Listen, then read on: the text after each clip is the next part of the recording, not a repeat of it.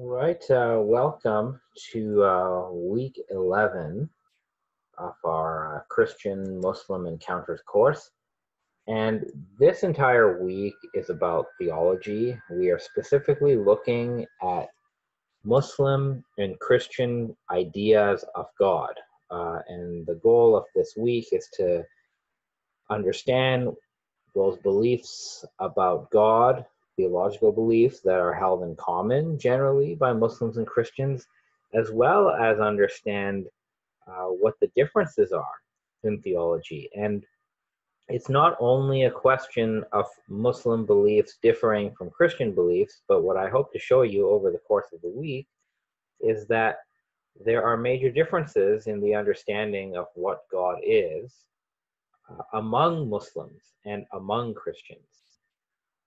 So we can't even talk about one Islamic theology or one Christian theology. Rather, there are Christian theologies and Muslim theologies. But to begin this exploration of theology in this lecture, which should be the first of three, we're going to look at questions and debates and arguments concerning the very existence of God. This is something we have not done yet throughout the course. Most of the things we've read have been by believing Christians, believing Muslims. The existence of God has thus far been just assumed. Now we're going to look at this issue more critically. So the goals of this lecture, which will probably be on the longer side, will probably go an hour, possibly more. But our goals today are to first understand the philosophical approach that Muslims and Christians have taken and continue to take to the existence of God. These approaches come from both medieval times as well as the current time. So there will be some preliminary discussion of the different discourses going on right now, going on today about the question of the existence of God.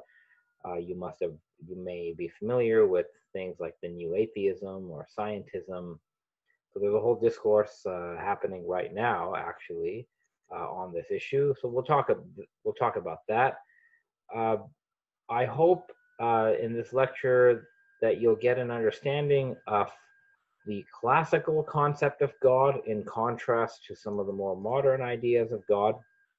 And in specific, I will be sharing with you, I'll be attempting to present to you two famous arguments for the existence of God. These are arguments that Christians and Muslim theologians and philosophers used. One argument is called the necessary being argument. It's also called the argument from contingency, but I'll call it the necessary being argument. And the version I'll be presenting is from the famous Muslim philosopher of the 11th century, Ibn Sina, also known as Avicenna in Latin. So that's one argument. And Ibn Sina was a Muslim, but we know that Christian thinkers, Christian theologians also had versions of this argument, such as Thomas Aquinas. It's possible he even derived some of his ideas on this from Ibn Sina, but it's really been associated with Ibn Sina. The second argument that I'll show you is called the unconditioned reality argument. This is a contemporary argument. I have mostly seen it being presented by Christian theologians. David Bentley Hart is one of them. He's an Orthodox Christian, and then Robert Spitzer, who is a Catholic priest. So they've both presented this argument called the unconditioned reality argument. And this presentation will hopefully spur some reflection, given what this course is about, on are Muslims and Christians actually talking about the same thing when they talk about God, or are they talking about the same God? So that's something to reflect upon. Sources. So the arguments I'm presenting can be found in these publications. As I said, I already referred to Robert Spitzer. I think he was the first person to present this unconditioned reality argument. Then we had David Bentley Hart a few years ago published his book called The Experience of God. And Ibn Sina's argument, I'm mainly drawing from a book that he wrote called the Danish Name, which is really really like the book of scientific knowledge that he authored in Persian. It's been translated by Parvez Morwaj, and you can find it on Google Books. So those are some of the sources. Of course, you don't have to worry about those. You did have a reading, a portion from David Bentley Hart that's in this week's readings. So this presentation might explain that for you in a bit more detail. Now, my goal today is to make these arguments intelligible for you. Our goal is to understand these arguments. And sometimes to understand an argument, even if we don't agree with it, we may think that these are bad arguments. We may not find them persuasive, but we need to be able to understand why their authors found them persuasive. So I'm asking us to sort of suspend our disbelief, for a little while and try to enter into the thinking of these thinkers. Let's try to understand why they saw things the way they did. And my goal today is to help you do that. I have my own opinions about these arguments, about what I agree with and what I disagree with. But my goal is not to share my opinions. It's to make the arguments accessible to you, and I will be taking some creative liberties to do that with you today. So a good place to begin, actually, is not with the arguments themselves, but perhaps to think a little bit about the conversations happening today. And we often hear from scientists and from philosophers and from figures in pop culture, we often hear many reasons against the existence of God. Perhaps in our own personal conversations, we hear this. So some of the stuff that I've come across in things that I've read or heard on the news, I'll just share it on the slide, and we'll mention a little bit of this. But first, there's this idea that the belief in the existence of God is simply a matter of blind faith, that there's no evidence for the existence of God, and there couldn't be, because we're talking about God. I mean, how could there be evidence? There's this idea that all religious belief should be on blind faith, i.e., you should just believe in it. It doesn't matter what the evidence is. So there's that idea. And if that is the case, then one could validly ask, why should anybody take the existence of God seriously if it is only a matter of blind faith, right? In other words, if there are no persuasive reasons for belief in the existence of God, then one should rightly be skeptical. There's also this idea that the existence of God is not a scientific proposition. It cannot be scientifically proven. And many people think that if something cannot be scientifically proven, it is not a claim of knowledge, and therefore one should not believe in it. There's a famous argument from evil where people observe the natural evil and moral evil in the world, and they conclude that if God did exist, then this God is permitting evil to take place, and that seems to be an improbable notion, that if such an all-powerful God existed who could sort of intervene in the world, that God would prevent a lot of this evil and suffering and disease that we see.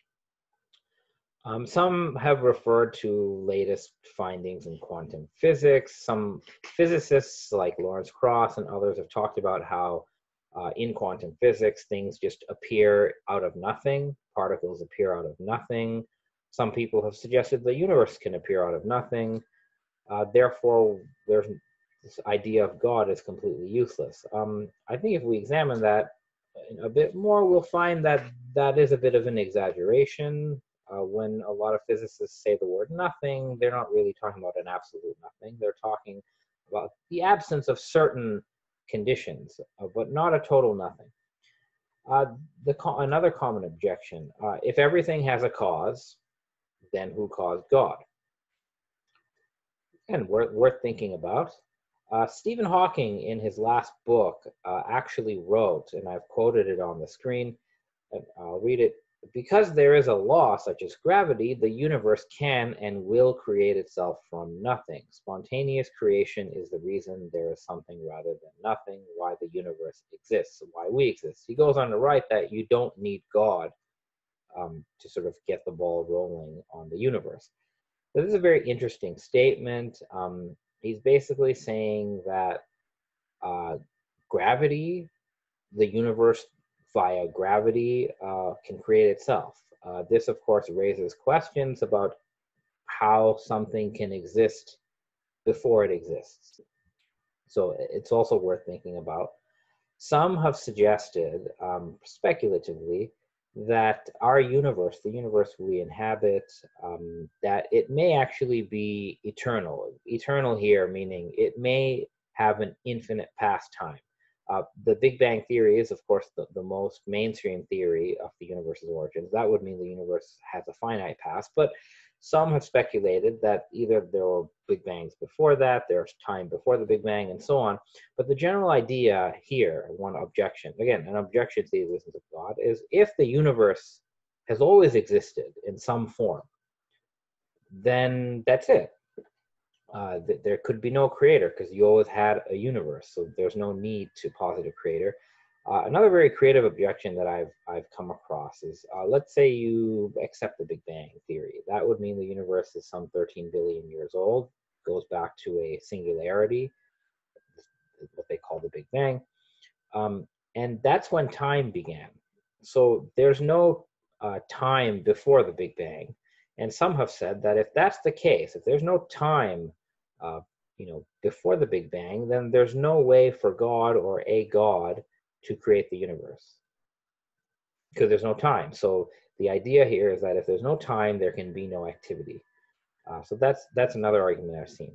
Now, a lot of these arguments, not all of them, but a lot of them assume a approach to knowledge known as the principle of verification, also known as logical positivism.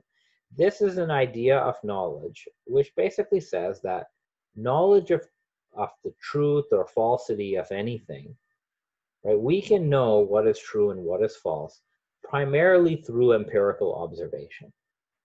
Right? So this is the idea that something is not real, something is not true, unless it is based on or verified through empirical observation with the five senses. A lot of the objections to the existence of God rest on that idea, especially the first few here.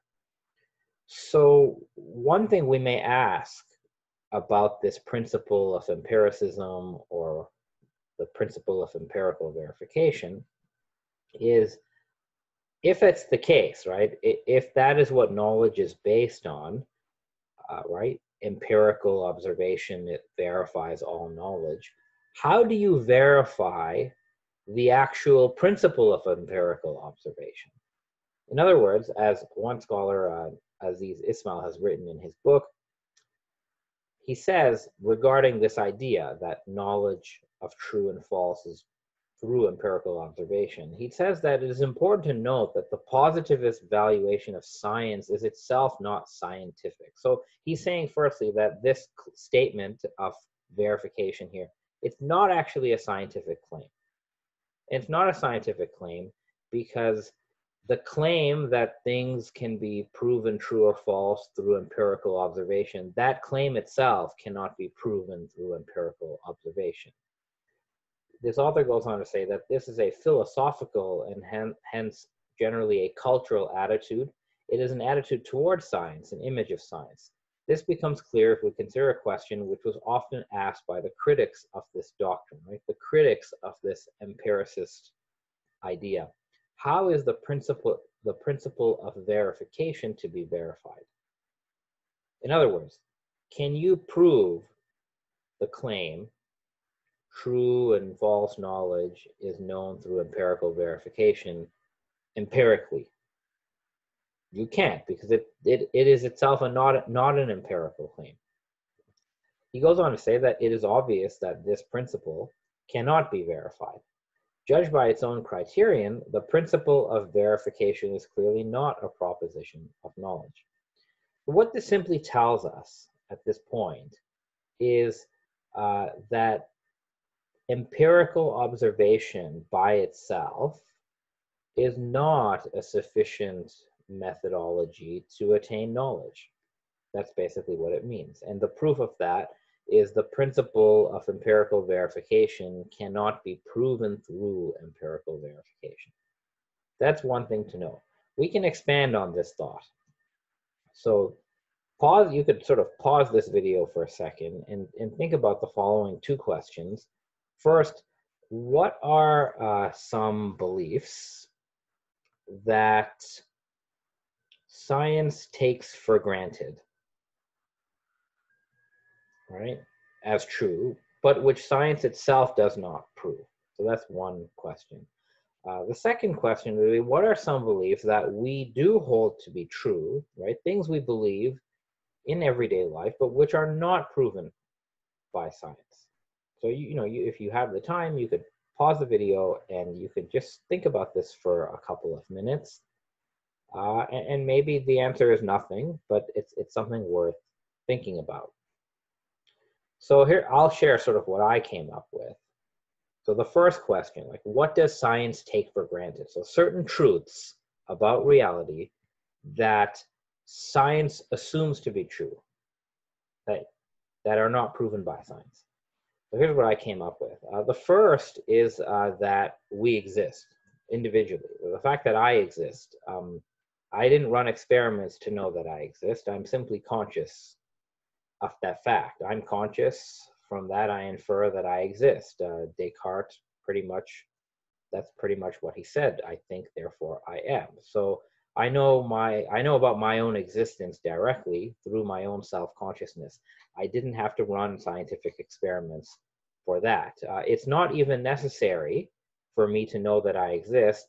It's not necessary for me to physically observe a world around me.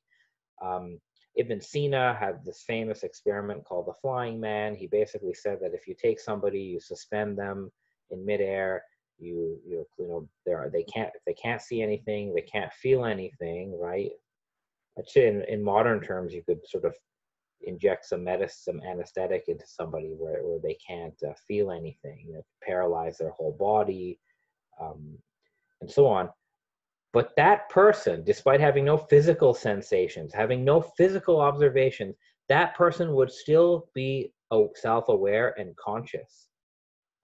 And it just goes to show that our notion that we exist is not dependent on empirical observation. It's not dependent on science.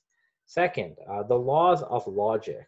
There are certain logical propositions that all human thinking assumes when we interpret the world.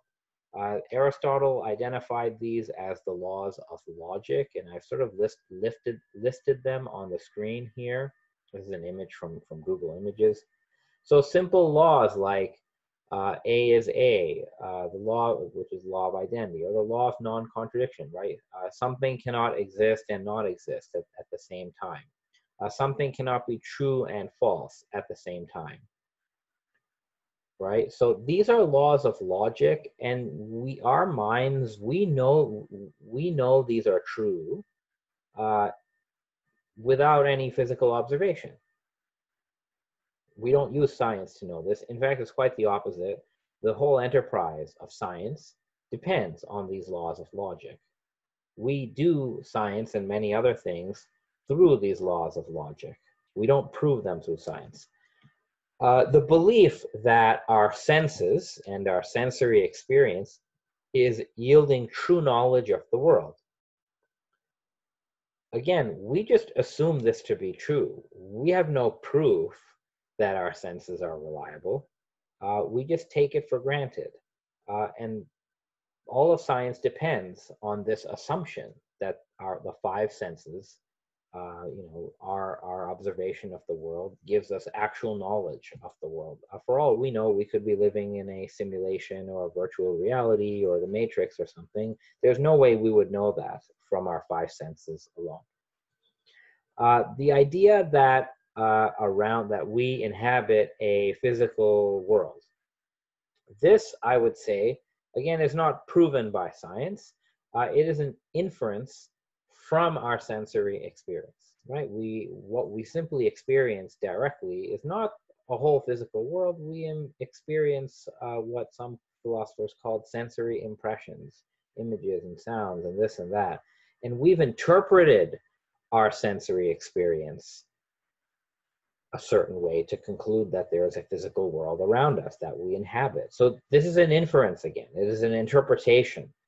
It is not self-evident that there is a physical world. Furthermore, the physical world that we inhabit, most of us anyway, most of us assume that the world, the physical world, behaves in a rational, orderly manner.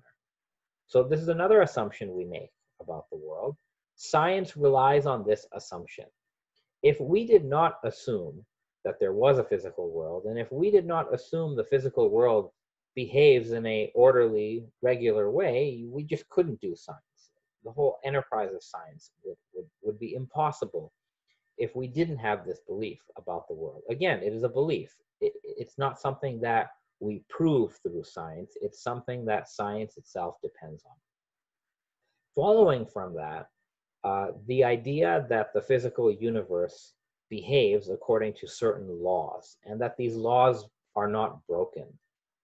Various laws of physics, for example, laws like gravity, thermodynamics, but I'm talking more generally. The very idea that there are laws that we can discover, that is an assumption about the world. It is an assumption that we use to actually undertake science. In a sense, you have to already, before you do scientific experiments, you have to have this general idea of what you're looking for. So this general idea was that the world behaves according to laws. And then, science is very much about discovering what those laws are. The idea of cause and effect generally stated that some objects in the world or some events in the world directly bring about other objects or other events. So this is causation. Again, scientific experiments would not make sense without assuming that there is a principle of causation. And beyond science, our activity in the world would not make any sense. It would not be rational to act in the world to obtain certain results if we did not assume causation was a universal principle, right? Cause and effect. In the sciences, it is often assumed that what is true about a sample of physical items that we experiment on is also true for all physical items of that type or of the same kind. This is often known as the notion of induction. And this belief, a lot of science rests upon the idea of induction, that conclusions about particular things can be universalized to at least all the members of that class of things in the world, across time and space.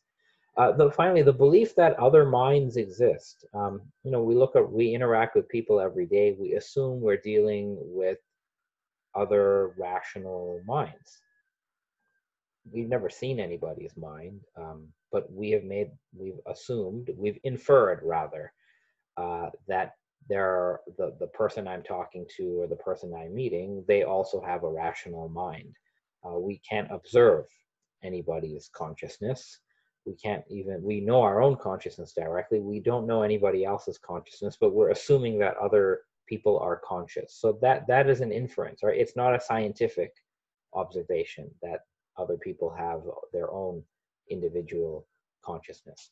So again, these are things that science depends on, science takes for granted. I'm bringing this up because what we're going to see eventually is that some of these items on this list are also taken for granted in these arguments for the existence of God. That's why this is important to know. Now, there are also, there are also a number of things that science can't tell us. That are outside the scope of science. Things that are true, but they're outside the scope of science. So I think it's worth sort of talking about some of those things. So I'll show you an example. So this is a good video here, a video clip from the Christian philosopher William Lane Craig. He's talking to a scientist named Peter Atkins, and they're actually debating this very question. Is there anything that science cannot know? So I'll just play the clip for you. It's just a couple of minutes, but it's certainly worth listening to. So here we go. To deny that science cannot account for everything. Yes, I do deny that science. So what can't it account for? Well, had you brought that up in the debate, I had a number of examples that I was going to give. I think there are a good number of things that cannot be scientifically proven, but that we're all rational to accept. Let me list 5. Logical and mathematical truths cannot be proven by science. Science presupposes logic and math, so that to try to prove them by science would be arguing in a circle. Metaphysical truths, like there are other minds other than my own, or that the external world is real, or that the past was not created 5 minutes ago with an appearance of age, are rational beliefs that cannot be scientifically proven. Ethical beliefs about statements of value are not accessible by the scientific method. You can't show by science whether the Nazi scientists in the camps did anything evil as opposed to the scientists in Western democracies. Aesthetic judgments, number 4, cannot be accessed by the scientific method because the beautiful, like the good, cannot be scientifically proven. And finally, most remarkably, would be science itself. Science cannot be justified by the scientific method. Science is permeated with unprovable assumptions. For example, in the special theory of relativity, the whole theory hinges on the assumption that the speed of light is constant in a one-way direction between any 2 points A and B. But that strictly cannot be proven. We simply have to assume that in order to hold to the theory. But you're missing the whole... So put that in your pipe and smoke it. Yeah, okay. Yeah. So none of these beliefs can be scientifically proven, and yet they are accepted by all of us, and we're rational in doing so. So, back to our regular programming. But anyway, that was an important set of remarks there in terms of what science cannot tell us. So to summarize what was said, the scientific empirical method, is unable to establish a number of things. And again, the rules of logic, which we've already talked about, mathematical truths. So those of you who've taken advanced calculus and algebra and all these things, or the basic stuff, you may all remember the Pythagorean theorem. So think about how the Pythagorean theorem is proven mathematically. We certainly do not go and start examining every right-angled triangle that we find in the world and start adding up a squared plus b squared equals c squared. In other words, we don't prove the Pythagorean theorem by taking a sample of right-angled triangles and testing, their dimensions. We don't do that. What we do is we prove it using purely logical principles, logical operations of mathematics. So all mathematics like this is outside the realm of science, and science cannot say anything about that. The idea that science is the only way to know truth, that idea is also not scientifically proven. It has no scientific or empirical proof. And it's just like the idea that something is only real if perceived empirically. That claim, again, cannot be proven empirically. A number of other things that were mentioned: aesthetics, notions of beauty, notions of ethics and values, metaphysical truths, if there is such a thing, consciousness, anything that could lie beyond the physical realm. So these things are also outside of the realm of science. And again, I'm bringing this up because discussions about the existence of God that are taking place today are often hijacked by this claim that, well, it's not, God or the metaphysical cannot be scientifically proven, and therefore that's really it. And I'm simply trying to say that a very honest assessment of knowledge in epistemology will certainly lead one to conclude, I think, that there are numerous claims of knowledge that cannot be proven by science, and that's okay. Now, I'm not here to attack the very enterprise of science because science actually does some very, very important things for us. What does science actually do?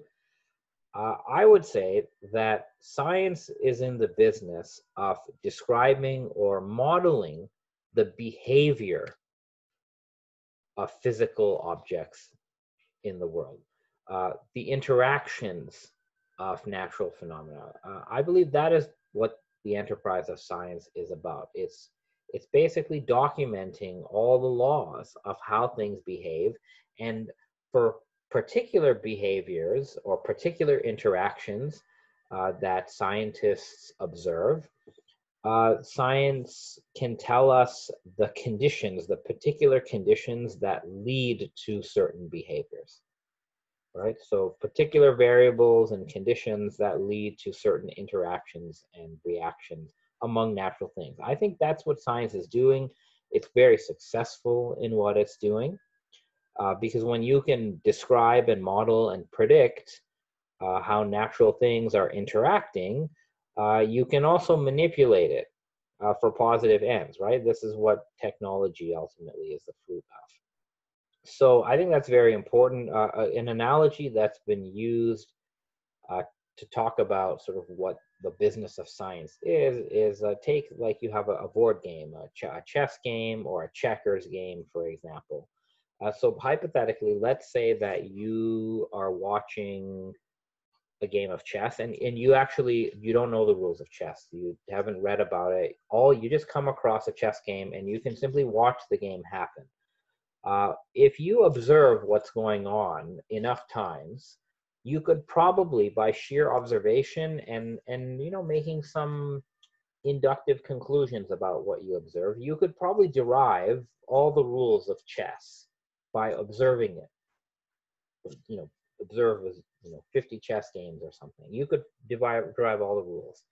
That is sort of what science is like in terms of observing the interactions in the universe, discovering the patterns, describing them, modeling them. That's what the laws of nature are. So one philosopher named Edward Feser, he tells us in an article that he wrote that what science uncovers are in effect the rules that govern the game. That is the natural world. Its domain of study is what is internal to the natural order of things. It presupposes that there is such an order, such as the rules of checkers presuppose that there are such things as checkerboards and game pieces. Thus, science cannot answer the question why there is any world at all or any laws at all. So let's pause there. So again, if we're watching a game of checkers or chess, science is like observing the game and deriving the rules from observation. Now, we could do that, right? You could derive all the rules of chess or checkers. And you could actually not only derive the rules, you could master the whole game just by observation, right? By science, quote unquote. But that would not tell you where the pieces came from. It would not tell you where the game board came from. It wouldn't tell you why the players are, those who are playing the game. It doesn't tell you why they're playing the game. Similarly, you could learn to play a video game. You could become the best at a video game, master all the moves and the rules. That's sort of like science. But no matter how good you are at a video game, it doesn't give you any insight into how the game was created, right? You can be the best at like Grand Theft Auto, right? You can beat the game a zillion times, whatever it is.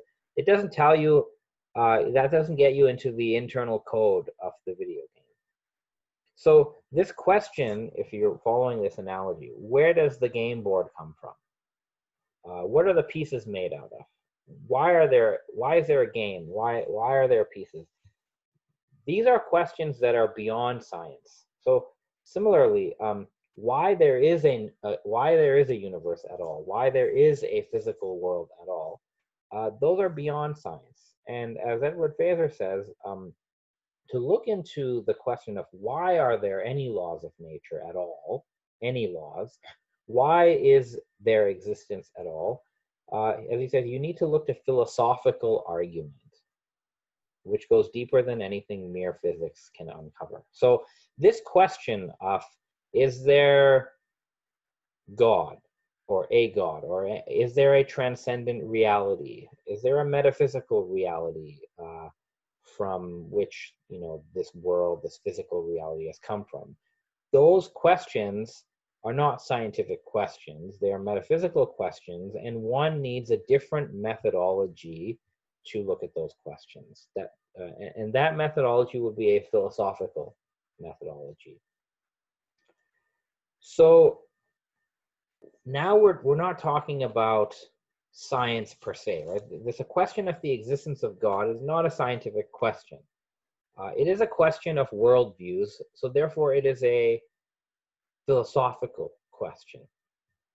That doesn't mean empirical observation is irrelevant to this question, but it is not a strictly empirical question. And there's different types of philosophical reasoning or arguments that one would use to assess a worldview. Because now we're talking about worldviews.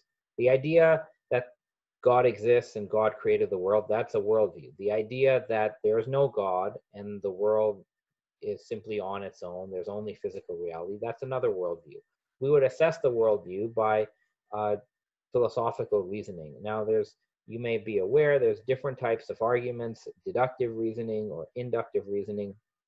What we see in modern science, a lot of it is inductive reasoning. So inductive reasoning, which again, this is the dominant sort of form of argumentation in scientific work. It's based on the observation of, you observe specific cases of something, and then you try to generalize a conclusion from your observations. It is an inference. The conclusions of inductive reasoning are probably true. They're probabilistic. They're not certain. And here's another sort of example. So this notion of inductive logic. Again, we're making inferences. So a lot of scientific work is inductive logic or inductive reasoning. Another type of reasoning is deductive reasoning. In deductive reasoning, your starting point is facts, things that you know to be true, or some very general principles that are known to be true. And in deductive reasoning, you apply logic. You apply some logical operations, logical deduction to your starting facts. And those logical operations that you apply to the starting facts, so you're starting with something that's true, you do some deductions. So you go from your premises to your conclusions. And if you did this correctly, your conclusions are not just probabilistically true, they are true with certainty. So again, in deductive logic, in deductive arguments, you start with a beginning premise, and then you have, you can say a middle premise, and then you have a conclusion. And the conclusion follows with certainty from the premises. The type of arguments that are used to establish the existence of God are not inductive arguments, but they are deductive arguments. Whereas the type of arguments and reasoning used to establish most scientific claims, most of them, not all, are mainly inductive arguments. Now, we'll get into the details, but I have to set this up the proper way, that this discussion of worldviews, right? When we're debating or discussing about a particular worldview, like atheism or theism, deductive logic and deductive arguments are going to be more valuable and relevant, not inductive arguments. So let's talk about worldviews.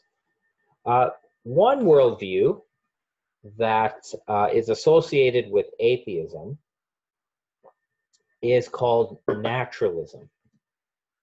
So naturalism, this is one type of atheism. Probably the more prominent type of atheism that you have today is naturalism.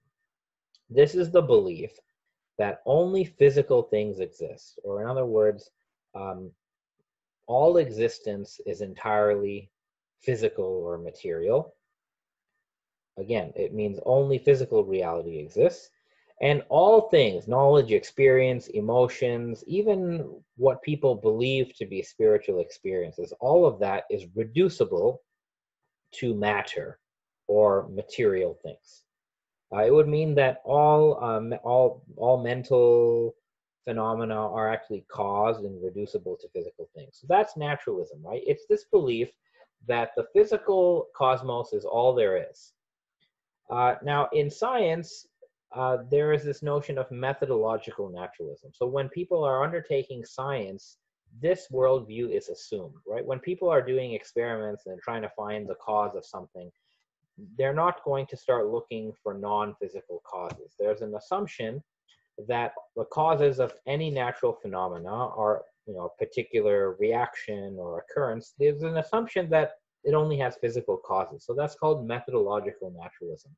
And what that's done, I think successfully, is it's shown that as far as the natural world is concerned, there probably are not any gods. There are probably no supernatural entities, intervening within nature.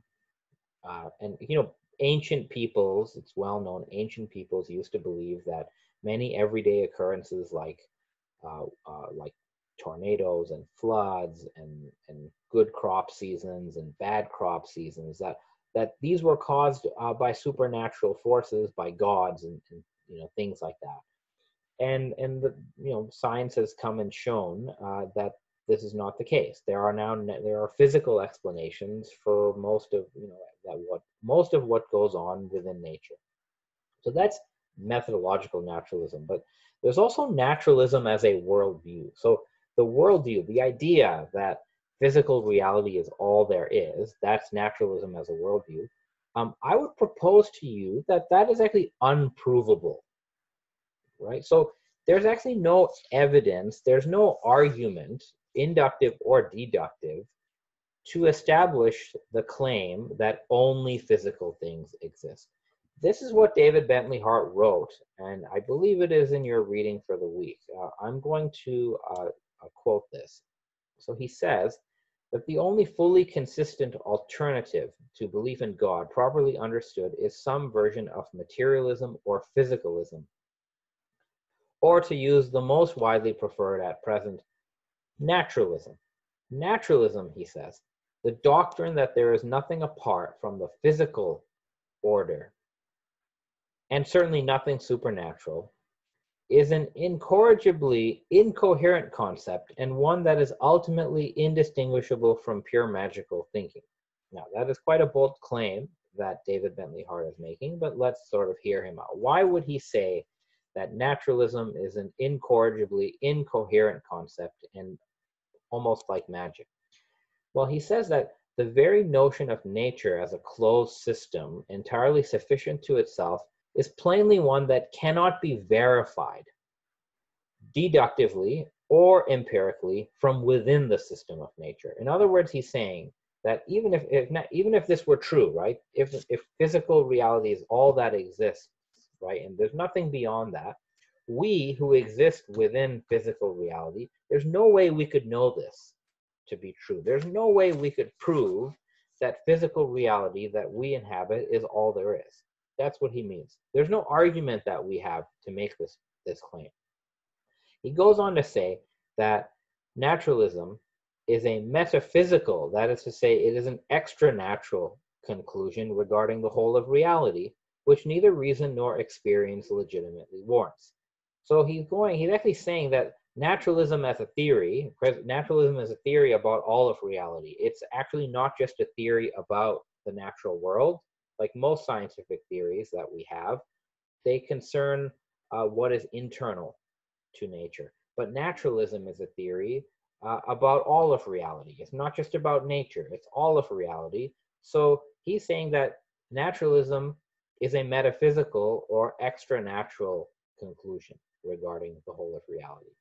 He goes on to say naturalism can never be anything more than a guiding prejudice. So, in other words, naturalism as a worldview does not actually have any logical basis behind it. It doesn't have any empirical basis behind it. It is actually, to put it bluntly, naturalism as a worldview seems to be a form of blind faith. He refers to it as a prejudice. It seems to just be a bias because there are no arguments for it. By its own theory, it could never be verified. So now there are other forms of atheism that are not exactly the same as naturalism. Like one could talk about Platonic atheism, and that's sort of outside the scope. But I'm just talking here about naturalism. So if we're to assess naturalism as a worldview, I think we would run into a lot of problems. First being that we just simply can't argue, we can't make an argument for it. Now let's talk about theism. Now, there are actually different kinds of theism.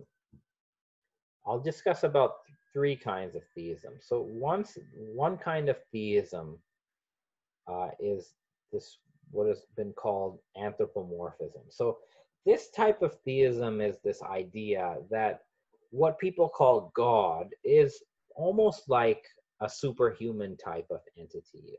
This is the idea of God as the old man with the white beard. This is sort of like the idea of the Greek gods of Mount Olympus, right? Zeus and Hercules and Ares and Aphrodite. Like if you think about it, the Greek gods, they're more like superhuman entities. They exist. The Greek gods, they exist within the natural world. They intervene in the natural world, but they really exist in the world. Even somebody like Superman could count as this sort of thing. You have a scene here, a picture where in Star Trek V, the crew of the Starship Enterprise encounters a being on a planet, and some people on the ship believe it's God, and he actually looks like an old man and so on. And there's this funny line where this being who claims to be God says he wants their starship, and Captain Kirk says, what does God need with a starship? And that's sort of how they figure out that they're not really talking to God, because what would God need with a starship? So anyway, anthropomorphism is one kind of theism. Another kind of theism, which is quite popular today, is what one philosopher of religion named Brian Davies calls theistic personalism. Theistic personalism is this idea where God is an immaterial, a spiritual mind, a consciousness of some sort, who is a person. So God is this sort of spiritual person who has likes and dislikes, who interacts with the world in real time. Okay, so that would mean that this type of God is sort of somewhat exists within time and space. He may be immaterial, but he interacts with time and space, sort of like we do. He is the sort of designer, the creator and the designer of this universe from the outside.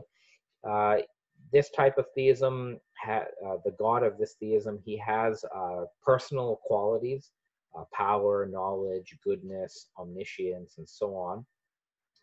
And human beings interact with this God in real time. So this type of God literally spoke to Moses, literally spoke to Prophet Muhammad, and others.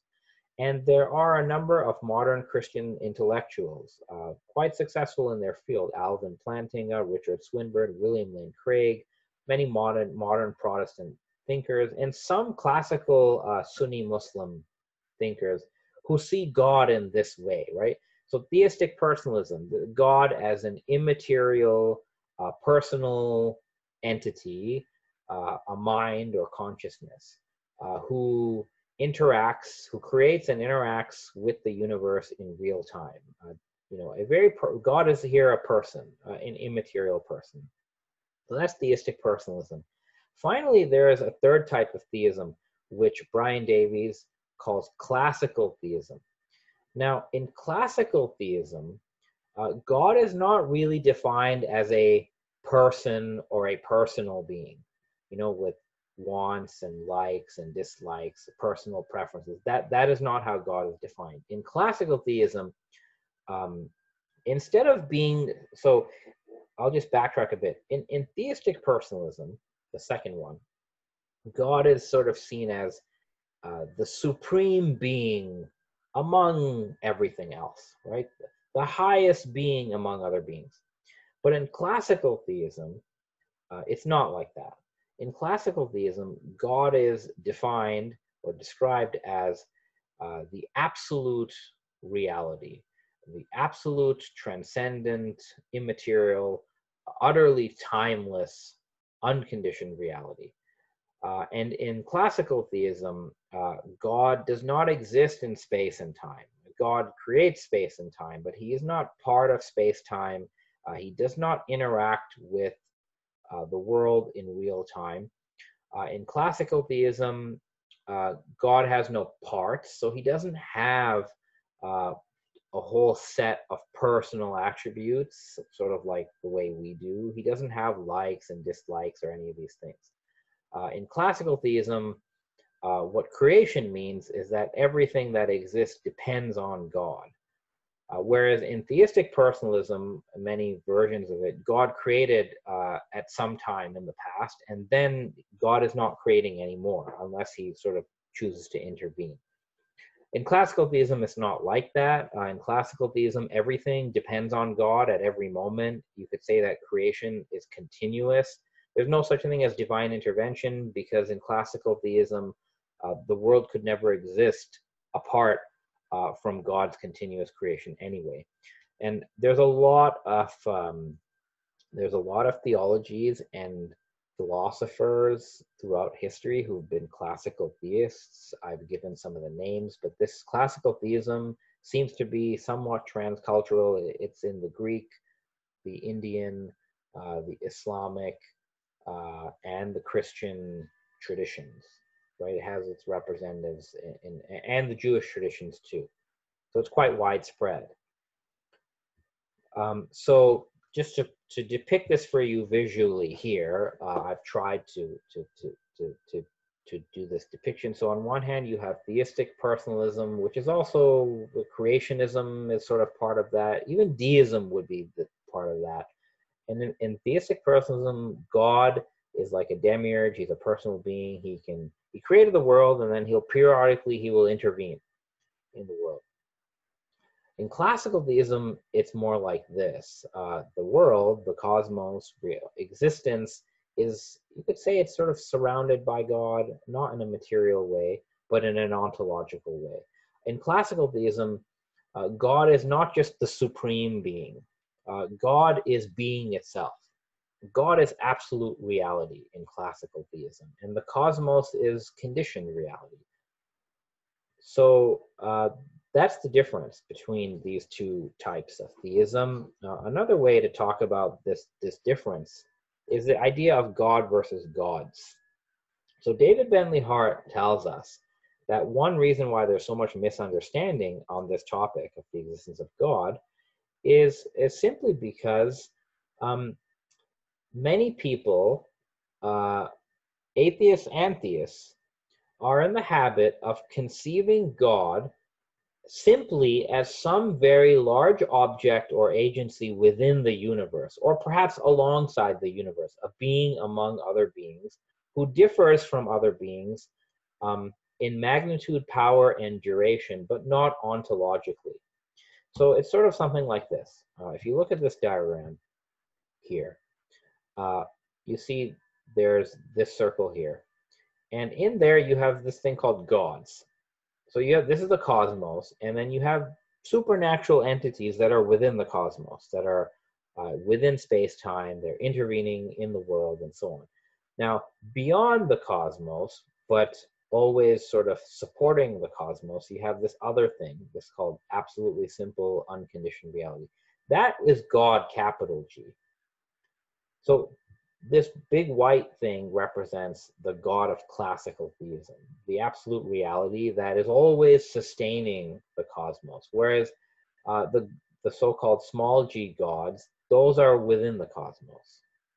So I think a lot of the atheist objections to theism, rightly, are actually directed not against God, the unconditioned reality, but against these gods. And I think science itself has supplanted the idea of demigods or gods that reside within the cosmos. I think there's certainly a case to be made for that. But if we're talking about the God, who's not within the cosmos, but who is the very source of the cosmos, and as an unconditioned reality, there's actually nothing science could say about that God. One simple reason is this. According to classical theism, the one God is eternal, is outside time and space. So we're talking about a reality that does not change, doesn't undergo any change.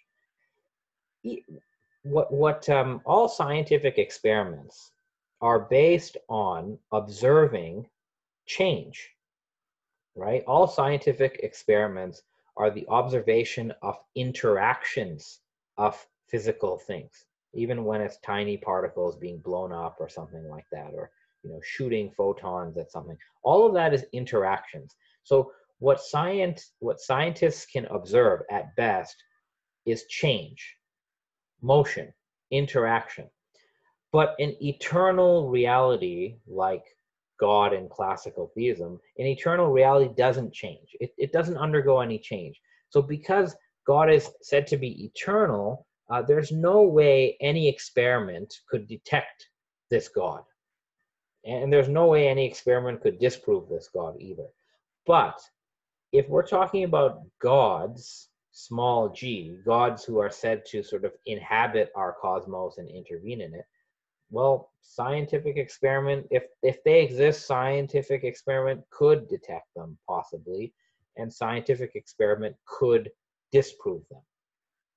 So this is a very important distinction, God versus gods, and it's something David Bentley Hart also talks about in his book. So now I'm actually going to get to, we've talked so far about the limits and the scope of science, and we've talked about different kinds of theism, right? Anthropomorphic theism, like Greek gods, theistic personalism, and classical theism. The type of theism that I will be sort of talking about today in terms of the arguments for the existence of God is classical theism, not anthropomorphic theism and not theistic personalism. The arguments that I'm presenting to you, they establish classical theism. So that's very important to know. So we're about at an hour mark. So this would be a good time to hit pause and take a break. And when we come back, I'm not going to take a break, but for you watching, you can take a break. When we come back, I'm actually going to go through two arguments for the existence of God under classical theism. So, as I said, take a break, take a breather, have some water, eat your dinner, and then come right back and we'll continue. All right, so let us move forward. So the first argument we're going to look at today is from a very famous Muslim philosopher and scientist known as Ibn Sina, Avicenna. I'm not going to be able to give you his sort of life story today, but he's the most influential Islamic thinker for the last 1,000 years. There have been like thousands of commentaries that later Muslims have written on his writings. And he's sort of, in Muslim philosophical and theological tradition, Ibn Sina, and he's known as Avicenna in the Latin West, Avicenna or Ibn Sina basically replaces Aristotle. Before Ibn Sina was born, most people are reading Aristotle and interpreting Aristotle and writing commentaries on Aristotle. A lot of Muslim thinkers are doing this, but after Ibn Sina, they all start now referring to him instead of Aristotle. So he's very, very important. He's also a scientist. He wrote a book called The Canon of Medicine, And the canon of medicine was translated into European languages, and it was used in European hospitals probably up until like 2 or 3 centuries ago. So he's a philosopher and he's a doctor. He is a Muslim. He's not just a cultural Muslim. He's a believing Muslim. He believes in Islam. Of course, he interprets the idea of God, the idea of revelation and scripture. He has his own interpretation of those things, but he is a Muslim. He's a believing Muslim. It's said that, for example, when he was working, if he was working on a philosophical problem and he didn't know the answer, he would go do his Islamic prayers at the mosque, and then he would come back to continue working on the problem. I mean, this is what it said. So I'm going to share Ibn Sina's argument for the existence of God. It's a very good argument, I think, but it's tough to understand. So I'm going to try to make it accessible. So let's begin. The argument begins with definitions, or at least I want to present his definitions. So Ibn Sina was looking at existence as a whole, right? You look around, different type of things exist. And he proposed, he said that there are 2 types of existence, right? 2 types of existing things. One is called a contingent existence. So this is something that exists. And when you consider it on its own, you find that it may exist or it may not exist. So, if you find an apple or a computer or a cat or a house, all of those things are contingent existence, because there's nothing about a house that tells you that it must exist. Or when I find a banana in my kitchen, right, there's nothing about the banana that suggests that the banana had to exist. Rather, an apple or a banana or a house or a computer, they exist because they have a cause. Something caused them to come into existence, and they exist even right now due to causes. So a contingent existence is anything that exists that it did not have to exist, but because it does exist, it requires a cause. So it has cause or causes. So therefore, its existence, the existence of my computer, for example, is necessary through something else.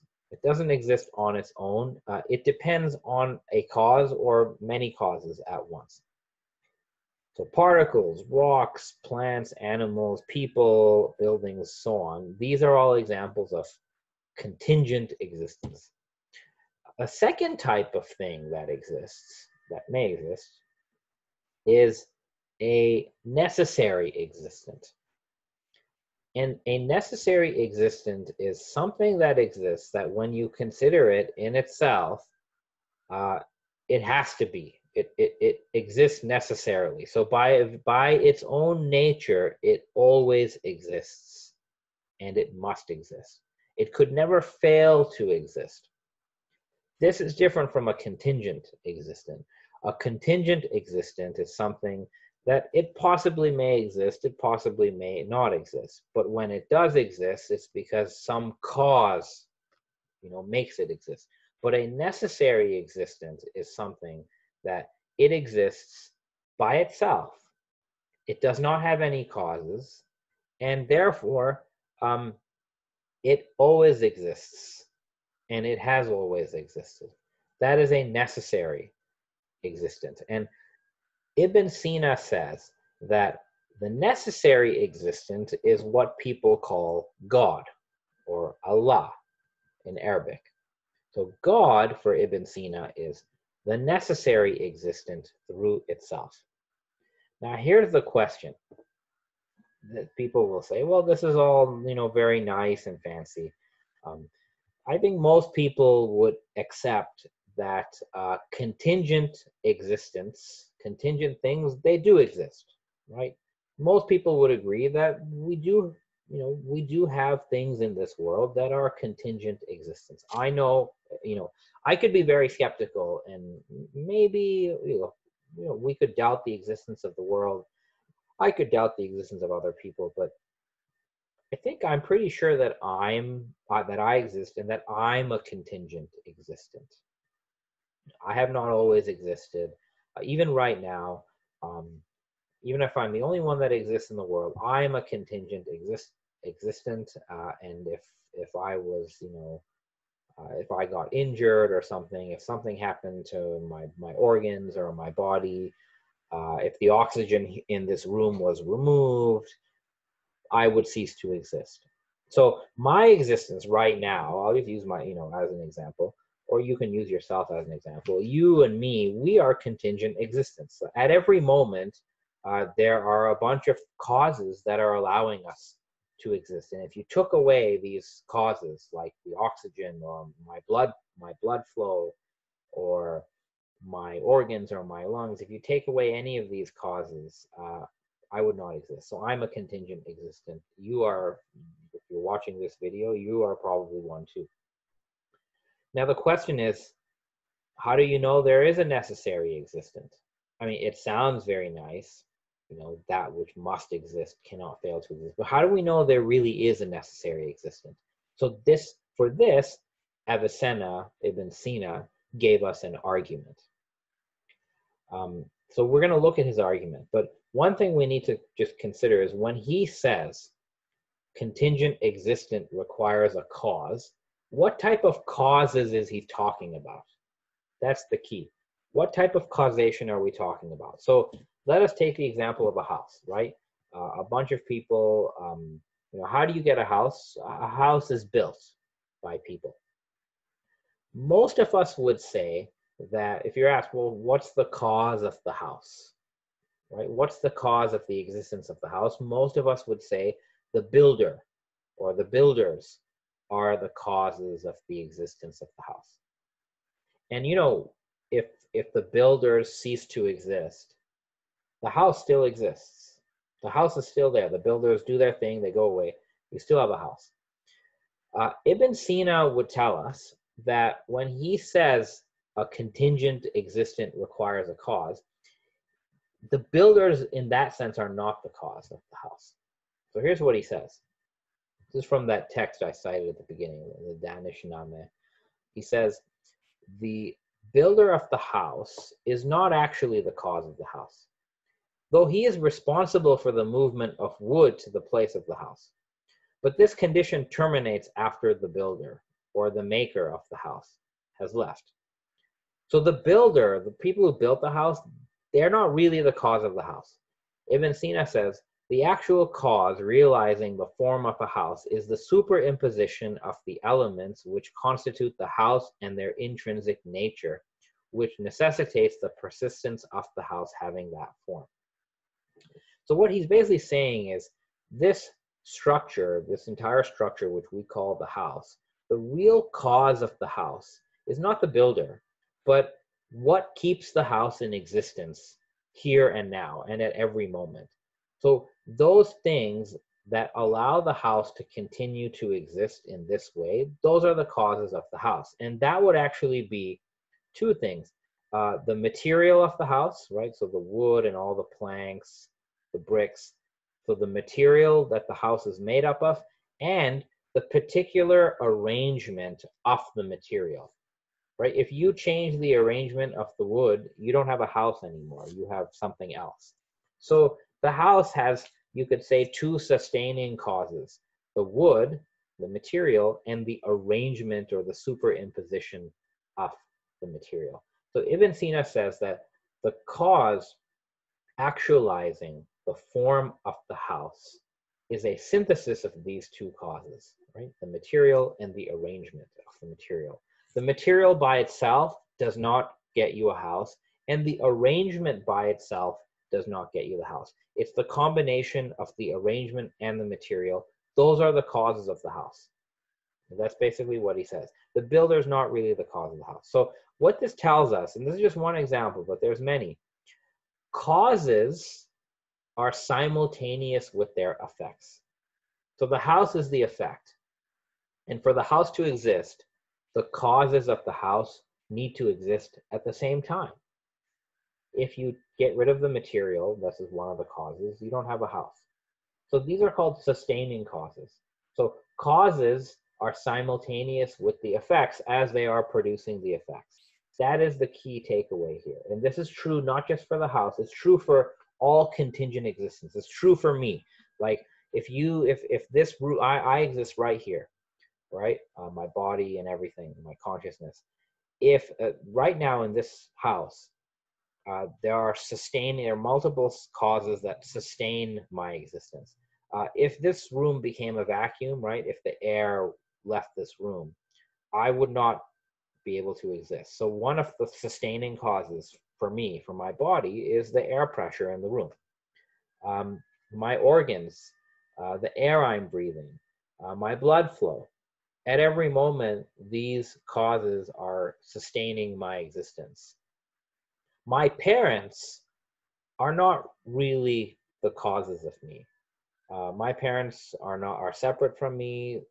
If my parents did not exist, I would continue existing. So they're not my causes. But the air pressure in the room, my blood flow, my organs, my brain, the whole working of my body, those are the sustaining causes of me. That's the type of contingent existence I am. And this is true for many things. So this is not just an Ibn Sina idea, right? This is a widespread idea that causes are simultaneous with their effects. So Immanuel Kant, who is no fan of Ibn Sina's argument, he simply says that the great majority of efficient natural causes are simultaneous with their effects. Now, it's true that sometimes a cause can take time to produce the effect, but it doesn't change the fact that the cause's operation is always simultaneous with the effect that it produces. This is very, very important, because if the cause ceases to exist, the effect will cease to exist. Very, very important. So now we can go to the argument. Now here's the argument in textual form. You have a copy of these slides. So you can actually go, if this is the type of argument that you like in this form, you can go and read this by yourself. I'm not going to read out this slide, but for those who want to, you can pause the video right here and you can sort of read this step by step. This is Ibn Sina's argument. He wants to show that there is at least one necessary being or necessary existent in all of reality. That's what Ibn Sina needs to argue. And these are the steps he takes. Now, what I'm going to do, instead of reading this out for you, which I could, but I'm not going to read it out, I am attempting to show you this argument in a more visual form. That's what I'm going to do. Ibn Sina didn't show it this way, but I'm going to attempt to do that. So here we go. Again, this is Ibn Sina's argument for the existence of God, and he refers to God as the necessary existent. He wants to prove that there is a necessary being or necessary existence in reality. So here's how he does it. Again, a visual form. Ibn Sina begins his argument with the simple observation that something exists.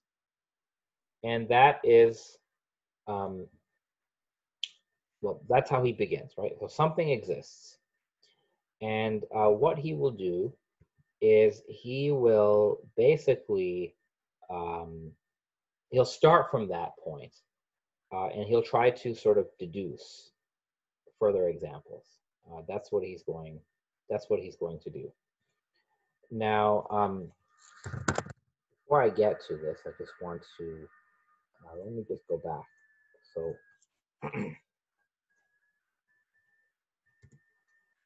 this is, of course, this is what Ibn Sina had. This is the textual form, you could say, of his argument. And it's worth just sort of, you know, reflecting on that for a little bit. So you can just see what that is. Because what, as I said, I'm going to try to show it to you visually. Now you can find many books written on the textual form of this argument by John McGinnis and Herbert Davidson and others. So a lot of people have written about this. You'll probably find blogs about it online. Now, I'm going to look at this from a different perspective. I'm going to try to show it to you visually. So we begin with this idea that something exists, right? Ibn Sina would say there's no doubt that there is existence. Now, whatever exists, you could take anything as your starting point. Take yourself, take anything. Whatever exists, whatever you start with, it either depends on, assuming you're starting with a contingent existent, it either depends on the necessary being, necessary existent, in which case you've proven that there is a necessary existent, or it depends on a contingent being, right? So something exists, it has a cause, right? Let's say you start with an apple. The apple has a cause. Either it is directly caused, it depends on the necessary existence itself, in which case we're done, or it depends on some other contingent being. Now let's try to be very, very skeptical and avoid the conclusion of that there is a necessary being. So let's say it depends on a contingent being. Now that contingent being, either it depends on the necessary being, in which case, again, we're done, it's been proven, or it depends on another contingent being. And for the sake of argument, let's pick the latter. All right, so that contingent being, again, it's contingent, right? This is contingent, this is contingent, this is contingent. So you have to go through the same thing. This contingent being, either it depends on the necessary being, so the argument is complete, or it depends on another contingent being. And again, let's try to avoid the conclusion that there is a necessary being. So we'll remove that. Same thing here. So every contingent being that we come across, it either depends on a necessary being or it depends on a contingent being. Now we could keep doing this, right? For every, like, you could repeat this process. You don't need to, I don't need to actually step out of my house and tour the whole universe to do this operation logically. I'm simply using logical deduction here to do this. I don't need to go physically observe every contingent being. It's simply not, it's not necessary for me to do that. We may think it is, but it's not. Because whatever exists, it's either going to be necessary or it's going to be contingent. There's no half necessary, half contingent being. There's no third option. So it doesn't actually matter how much of the universe I know about, physically speaking, because necessary and contingent are the only two categories that something could be. So just starting with the fact that there are some contingent beings that exist that I know about, I can do this logical deduction. And what will happen is, in every case, every contingent being either depends directly on a necessary being or it depends on another contingent being. Now let's repeat this process, almost like recursion in a sense. Let's keep repeating it until we have an infinite number of contingent beings. Hypothetically, let's say that's what we have, right? So we have an infinite, you could say we have a set. We have a set of all contingent beings. Let's say that's what we have now. So every contingent being. Now you can be as imaginative as you want on this. Let's include dark matter, black holes, anything you can think of. We could, let's say there's a multiverse. So let's say there's like 10,000 universes. We'll put them in there too. Anything, like you could imagine as much as you want, you could put in here. We could assume that we're in a simulation, Whatever scenario of physical reality that you come up with, this argument will still apply. It will still apply. Now, at this stage, I don't need to know what particular beings fall into here. So you may ask, well, what if our black holes, contingent beings? Well, at this point, we don't know. All we know is there are contingent beings, and if there are an infinite number, this is what we get. So here's the question. Ibn Sina tells us regarding this set. So now we have a set of all contingents. Again, I don't need to know what they all are. I don't need to survey the whole universe to know what they are. I simply know that there are such a thing as contingent beings. Ibn Sina will refer to this set, this aggregate, and he says, well, these are all contingent beings. So by definition, all of these are caused, and they all depend on a cause. So he says that the whole set either requires no cause. Okay, so there are there are possibilities. So either the whole set here doesn't have a cause. The set itself is a necessary being. So that's one option. Is this the case? Let's think about it. Could the whole set of contingent beings be a necessary being? Some of people will say yes, and they'll end it at that. But if you add up all the contingent beings together, an infinite number of them, together they become a necessary being. Here's the problem with that. If we assume that's the case, what we basically did is we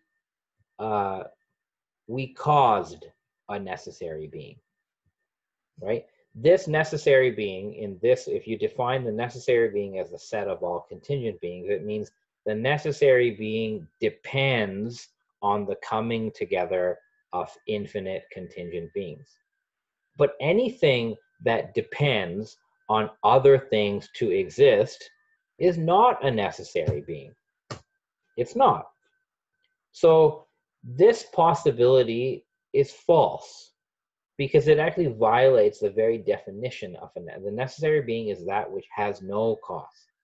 And if it has no cause, it can't depend on other things. And if the set of all contingents was a necessary being, that would mean the necessary being depends on the existence of other things. So that's out. Ibn Sina tells us that even if the series regresses to infinity, each individual of the series is contingent in itself, and the aggregate depends upon the individual. So therefore, it is not necessary. In other words, this set of contingent beings, it's not a necessary being. It's not a necessary existent. It's a contingent existent. So the whole set itself is a contingent existent.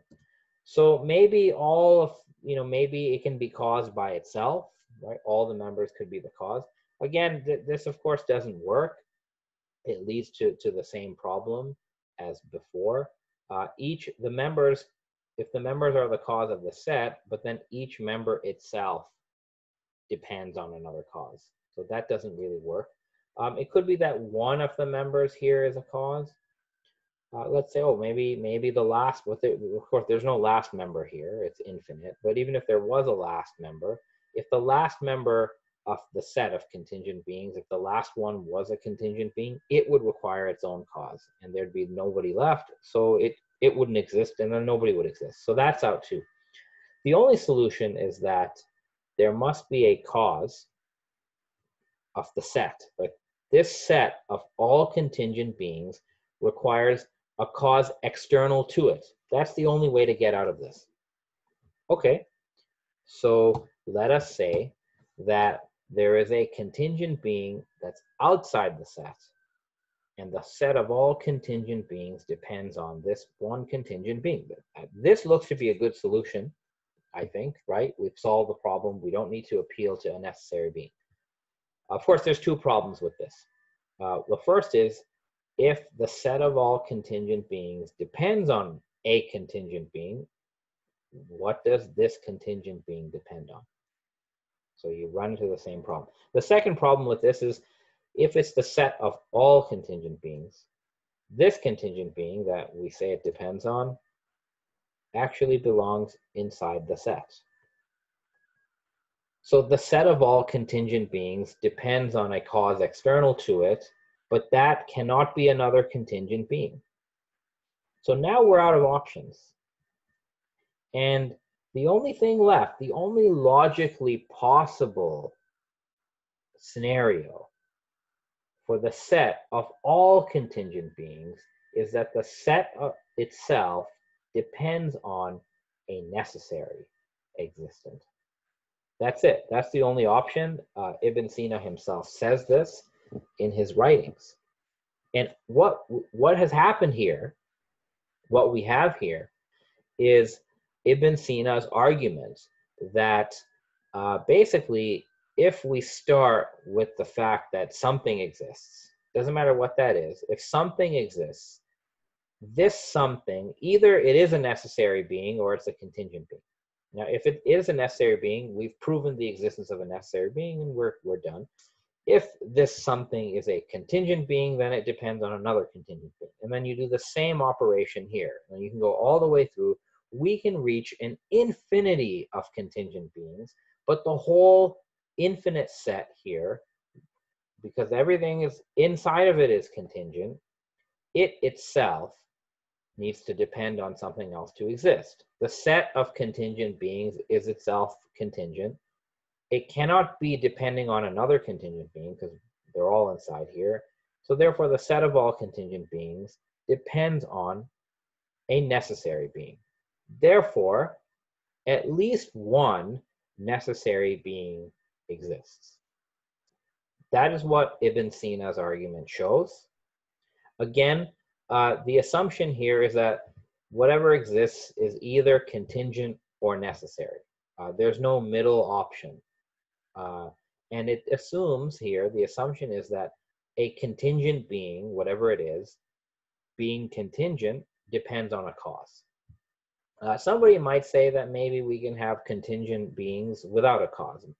We'll talk about that at the end. That would be a brute fact, but that is one way out of the argument. You could say that you could sort of get rid of the necessary being and say maybe these contingent beings are just brute facts. They don't have a cause. They're contingent. They don't have to exist, but they do, and that's it. We're going to leave it. So that's one way out of it.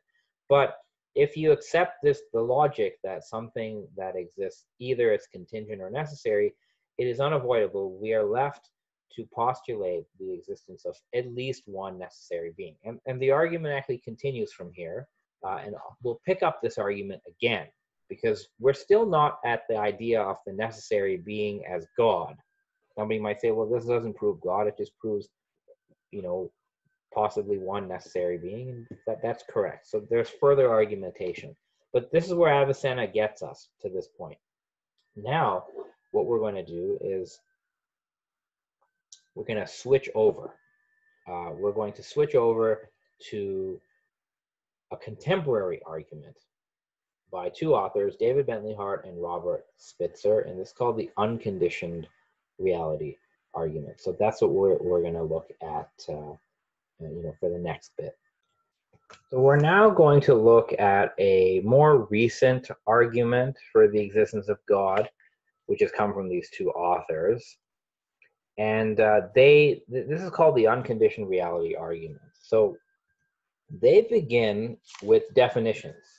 So the first thing, and this is similar to Ibn Sina's argument, but it's still a different argument. So the first thing is they define a conditioned reality. And a conditioned reality, according to them, is any reality, a particle, a wave, physical laws of nature, whatever it is, any reality which during the time that it exists is dependent upon another reality for its existence. And the example that they give often of a conditioned reality is a cat. So if you have a cat, that cat, as and when it exists, it is dependent upon its cells and the structure of its cells. But then those cells in the cat, those cells are conditioned realities too. They depend on molecules and the structure, the molecular structure of those molecules. Molecules are also a conditioned reality. They depend on atoms and the structure of those atoms. And an atom is also a conditioned reality. It depends on protons and other things.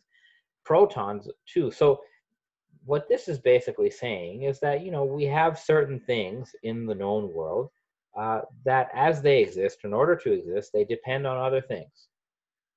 And you could draw this sort of dependency tree for many, many things that we know about. I actually already gave you the example of myself. My existence right now is dependent on a whole host of things. So A cat is a conditioned reality. I'm a conditioned reality. You're a conditioned reality. This computer is a conditioned reality, and so on and so forth.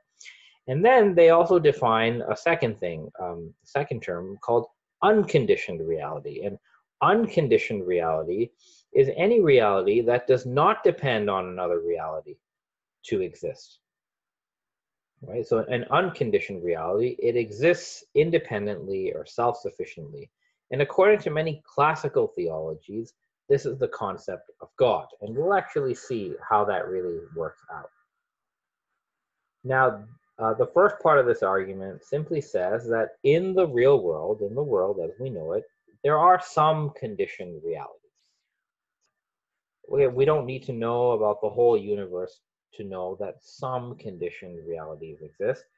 David Bentley Hart makes this point in his book.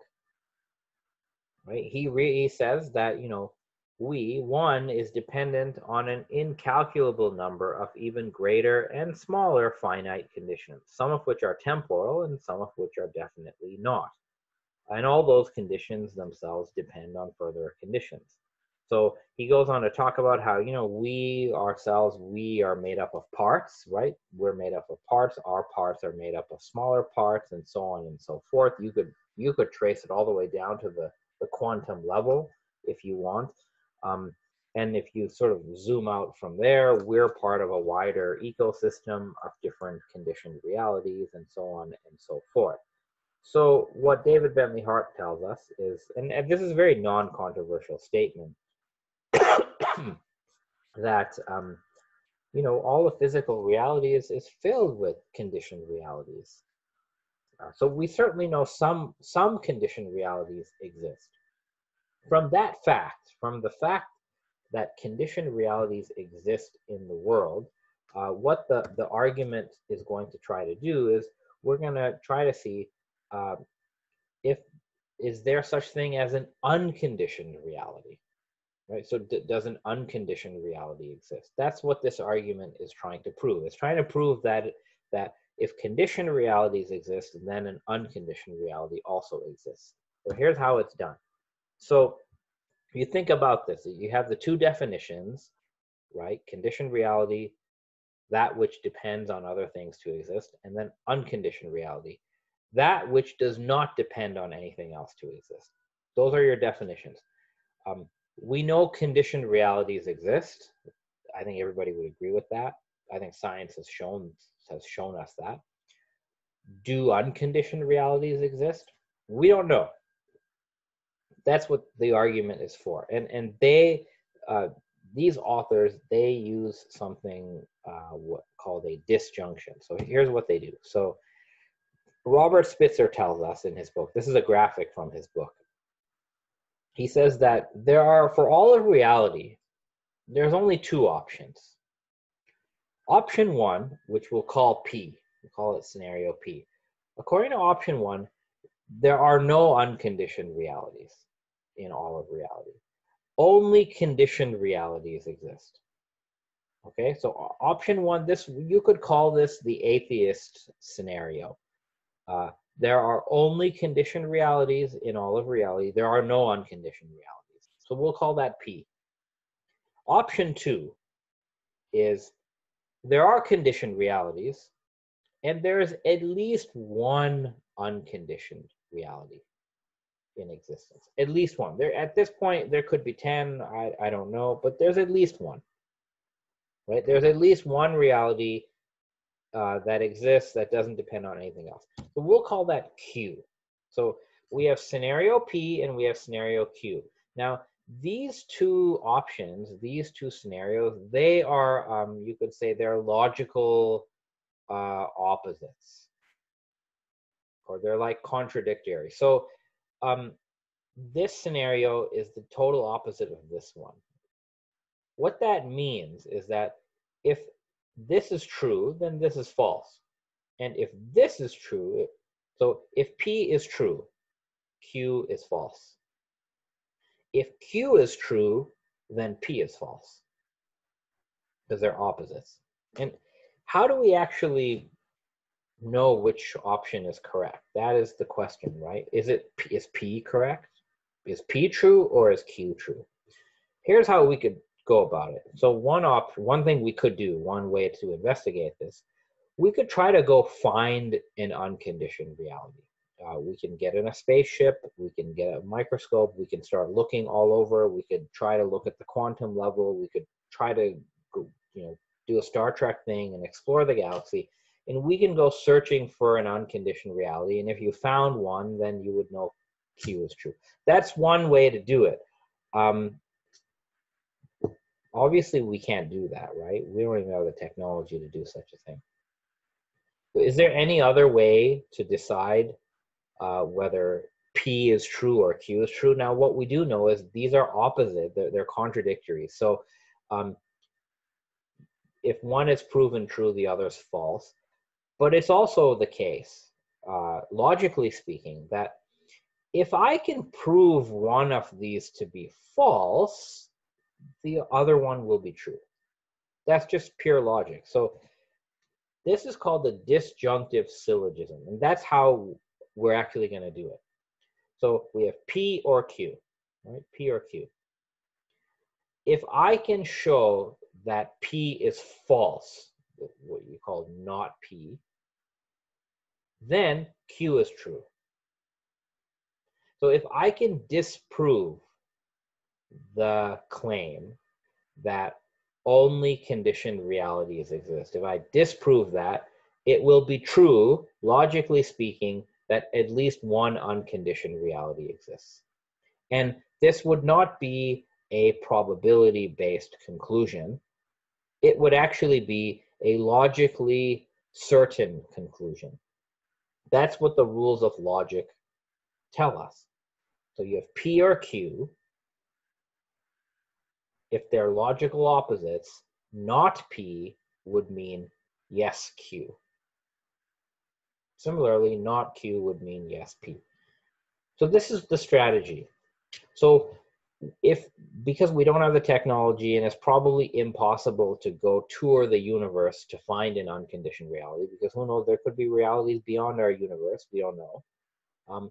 It's better we actually try to use logical deduction and investigate scenario P. So that's what we'll do. And scenario P can work out in two ways. Again, this is from Robert Spitzer's book. It could be that there is only, in all of reality, it could be that there's only a finite number of conditioned realities. So there's only conditioned realities, but there's only a finite number. That's one option. Another option in scenario P, it could be that there are an infinite number of conditioned realities in reality. That could also be true. So we need to investigate both of those. We need to see if any of these are actually true or not. Of course, if we can prove that P is true, then Q would be false, and then we're done. Similarly, if we prove that P is false, then Q would be true. So let's check it out. So let's begin with scenario PF, so finite P. That would mean in all of reality, you have a finite number of conditioned realities only. All right, so what that would mean is something like this. If you take the cat as the example, so the cat depends on cells and the structure of cells, that depends on molecules, which depend on atoms, which depends on protons, which depend on quarks. Let's say it keeps going until some number, any number, right? 50, 100, whatever it is, some finite number. So we reach the Xth, or the last conditioned reality in the chain.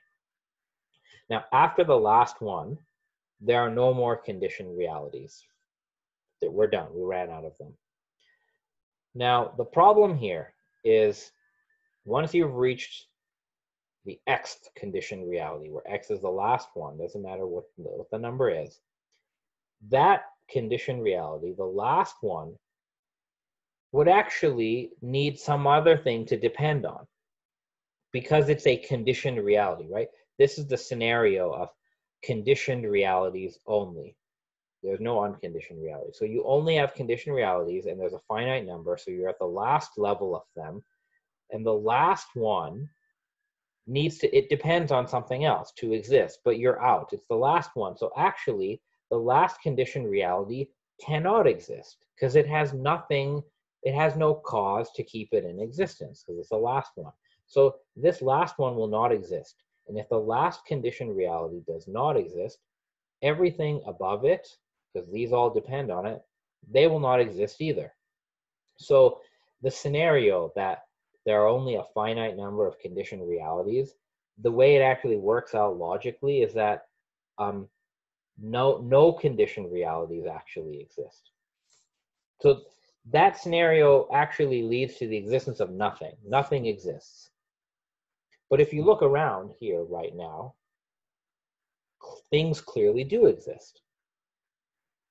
And what this means is we have a contradiction between this scenario and actual reality.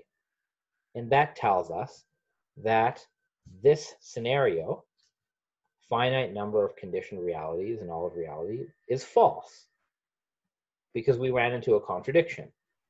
So logically speaking, what this means is that the idea that there could only be a finite number of conditioned realities is false. It's impossible. It's logically impossible. There's no such thing. Now, we can be a little smarter and we can say, well, instead of having a hierarchy of realities, what if we do it like this? What if we have a finite number of conditioned realities and they exist in a circle? So the last one, X, depends on the first one. That seems to be a good solution to the problem, right? The issue here ultimately is this. If CR1 depends on 2, 2 depends on 3, all the way depends on X, and X depends on 1 again, it really means that CR1 depends to exist on itself. Okay, what's wrong with that? The problem here is CR1 is a conditioned reality. A conditioned reality, by definition, cannot cause itself to exist, and it can't depend on itself. To be conditioned reality means to depend on something else. So therefore, this scenario, a circular chain of conditioned realities only, it's impossible. It would result in the existence of nothing. But if you look around, things do exist. So this scenario, it cannot be true. So we can sort of fill in. Hypothesis F, finite number of conditions, is false.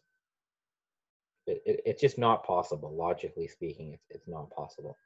Okay, so now let's go to the next one. Let's check infinite number of conditioned realities. Maybe that's a better solution. So that would mean that in all, this is the next scenario. There is only an infinite number of conditioned realities in existence. There's no unconditioned reality. That's what this means. So, we'll look something like this. You have this chain, A depends on B, B depends on C, C depends on D. It goes on for, infinitely. Each one depends on the next one in an infinite chain. Now, this seems to be promising.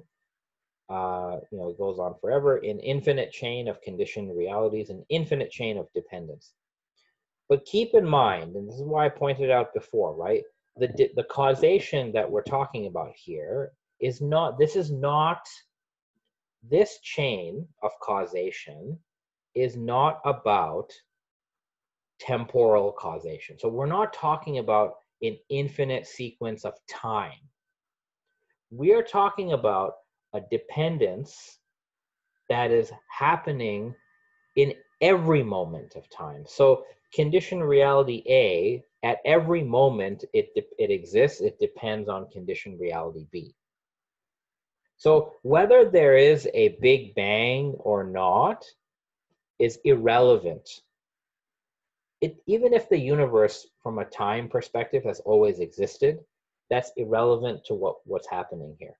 Rather, at every time period, in every moment, conditioned reality A depends on conditioned reality B, and B depends on C, and C depends on D, and so on. So this dependence is simultaneous for the whole series. If that's the case, right, this dependence is simultaneous. We're not talking about temporal causation. With simultaneous dependence, this set of infinite series by itself, it still cannot exist. No conditioned reality in the infinite series of conditions is ever fulfilled, because none of the members of this series have the power to exist on their own. So even an infinite number of them, no member can actually give existence to the next one, because it doesn't even possess it itself. Think about it. If you start with finite number of conditioned realities and you keep upping the number, 1,000, 1,000,000, a billion, 100 billion. It doesn't matter how many conditioned realities you have. If that's all you have, you still end up with the existence of nothing when you're talking about finite. So as n goes to infinity, your result doesn't change. Even if you look at it from a different perspective, if this entire set, the set of infinite conditioned realities, the whole totality of it, if you bring it all together, that is still a conditioned reality. It's not like the totality of infinite conditioned realities somehow equals an unconditioned reality. Even if we wanted that to be the case, it couldn't be the case, simply because it would mean that this unconditioned reality that you constructed is dependent on all these conditioned realities. So that can't be the case. You can't add up conditioned realities to infinity and somehow we end up with something that exists on its own. That's not possible. So in the end, even the idea that there is only an infinite number of conditioned realities in all of existence, that is logically impossible as well. It's logically impossible. Where does that leave us then? Well, if we go back to our little thing here, so the scenario of there is only a finite number of conditioned realities in all reality, that is false. Logically speaking, it's false. We disproved it. The scenario that there is an infinite number of conditioned realities in all of reality only, that is also false. Therefore, the whole of scenario P that we see here, we've actually, just using logic, right? I don't have to go in a spaceship and examine dark matter, or I don't have to do that to know that the scenario of only conditioned realities and no unconditioned reality, that scenario is false. Logic alone allows us to conclude that scenario P, no unconditioned realities, only conditioned realities, is not true. Now, if we go back to this, we've just proven that scenario P as a whole is not true. So we have P or Q, and then not P. So P false, therefore Q, which means this has shown that if it is false that only conditioned realities exist in all of reality, it is logically true that at least one unconditioned reality must exist. This is simply the logic of the disjunctive syllogism. These are the rules of logic. Now keep in mind, what did we already point out? The rules of logic don't depend on science. Rather, science depends on the rules of logic. So what science has to say about the universe, completely irrelevant to the argument being made here. And also, again, this is about conditioned versus unconditioned realities. It makes no difference whether the material universe began with the Big Bang or whether it always existed. All of that doesn't matter. This argument is just as effective for an eternal universe, because even if you have a universe that lasts forever, that universe is still populated by conditioned realities. So the question still remains, can you only have conditioned realities in all of reality, or do you need at least one unconditioned reality? And the rules of logic pretty much lead to the conclusion that there must be at least one unconditioned reality in all of reality. So now let's move forward. So we took two routes here. Avicenna's argument, based on what I showed you, concluded with there has to be at least one necessary being. in reality. We tried to avoid it, but that's where we ended up. David Bentley Hart and Robert Spitzer's argument has also concluded at this point that there's at least one unconditioned reality in all of reality. So now both arguments are sort of parked at the same spot. There's at least one necessary being or one unconditioned reality. Now we can actually move forward, because if somebody watching this is thinking, well, this is all very interesting, but for all we know, the necessary being or the unconditioned reality, it just could be a black hole. It could be, it could be an atom. It could be like a particle. At this point, you could be right. We don't know anything yet about what this unconditioned reality is. It just could be some material substance. So you're absolutely right. And at this stage in the argument, there's no reason to think that the unconditioned reality corresponds to what we call God. We're not there yet. There are further steps. So here's what they are. So to begin, there's at least one unconditioned reality or one necessary being in existence. There's at least one. For all we know, there could be 10, there could be a billion unconditioned realities, there could be an infinite number of unconditioned realities. I don't know. But let's see what we can find out about unconditioned realities based on the fact that at least one exists. That's what we've shown. So by definition, any unconditioned reality is uncaused, right? Unconditioned reality, necessary being, it exists, but it doesn't rely on anything to exist. So it doesn't have any cause. It is uncaused, it is causeless. That's uncontroversial. That's what we've shown. That's what the arguments have shown. Following from this fact, it follows, if the unconditioned reality is uncaused, if it has no cause, it would also mean that any unconditioned reality is absolutely simple. In other words, it does not have any parts. It's not made up of parts of any kind. Why is that the case? Well, two philosophers and others have said that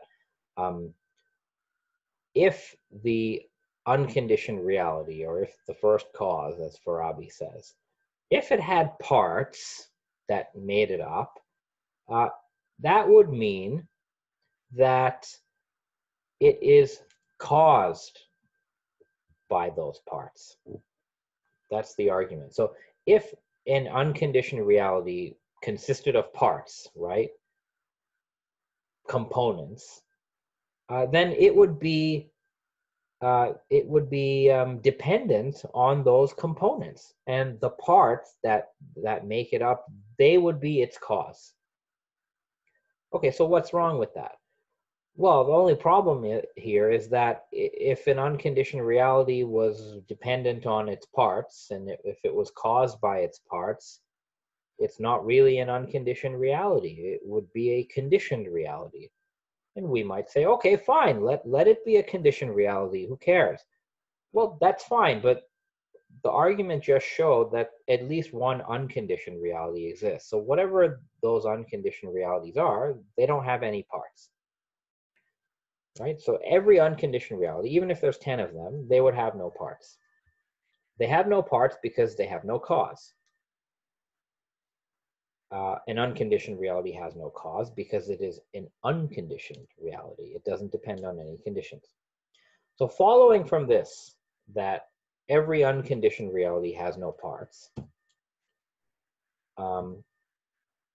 it would further follow that if you had more than one unconditioned reality, if you had 2, if you had 4, if you had any number of them, each of these unconditioned realities would have to possess something, some feature, some property that the other unconditioned realities don't have. Does that make sense? So let's start with 2. So let's say there's 2 unconditioned realities. You are 1, you are 2, right? Let's say there's 2 of them. If there really are 2 of them, each of these would have to consist, because they have to be different in some way. If there's no difference between them at all, then there's really only one. So they have to be different. And if they were different from each other, they would have to have something in common, and they would each have to have something that the other didn't have. So each of these unconditioned realities, if there's two unconditioned realities, they would each be made up of a common part and a different part, right? A shared nature and a differentia, if you will.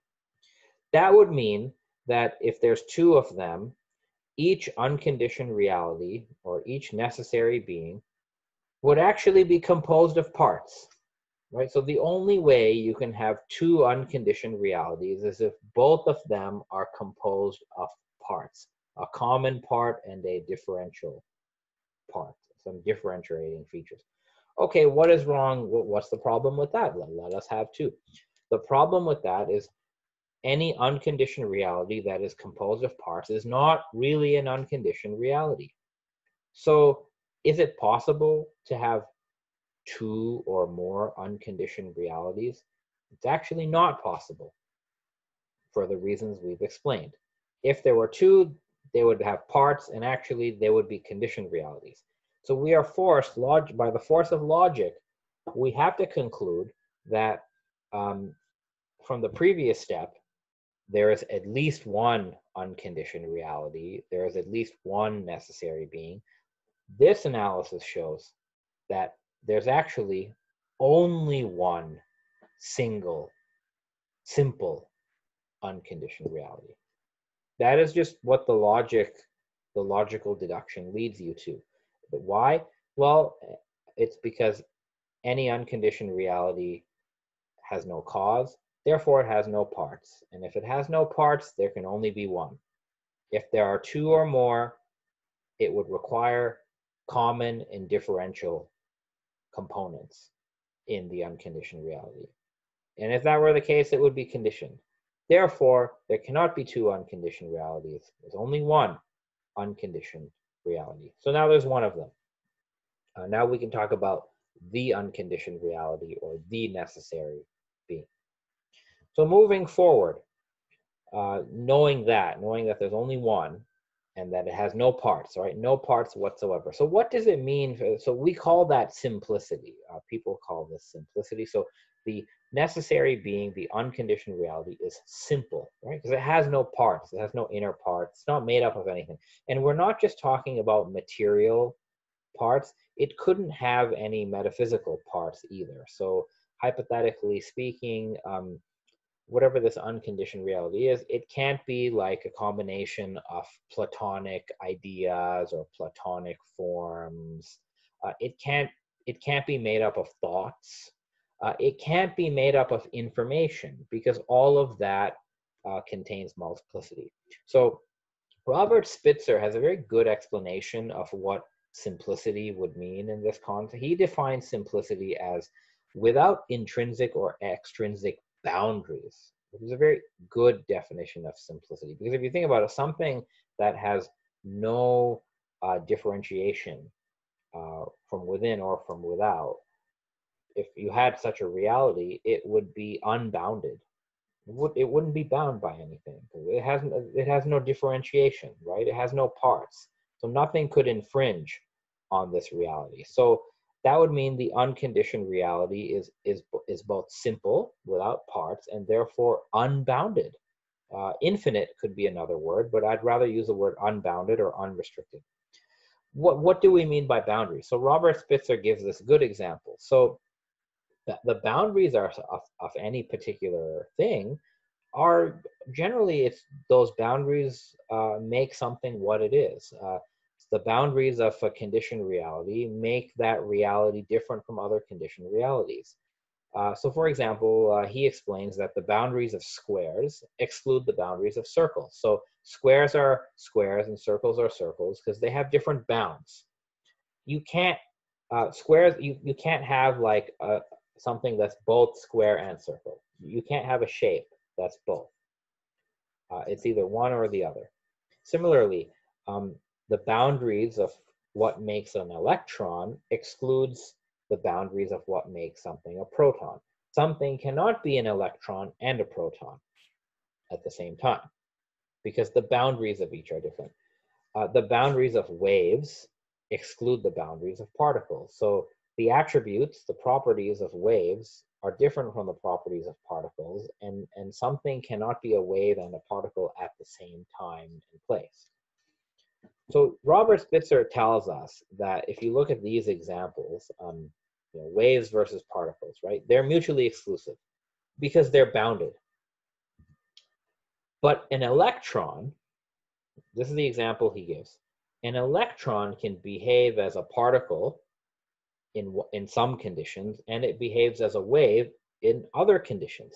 It's never both at the same time, but in one situation, it's a wave, in another, it's a particle.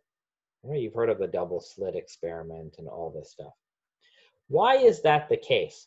Well, he tells us, Robert Spitzer tells us, that this is because the electron, in and of itself, is simpler and less bounded than waves and particles.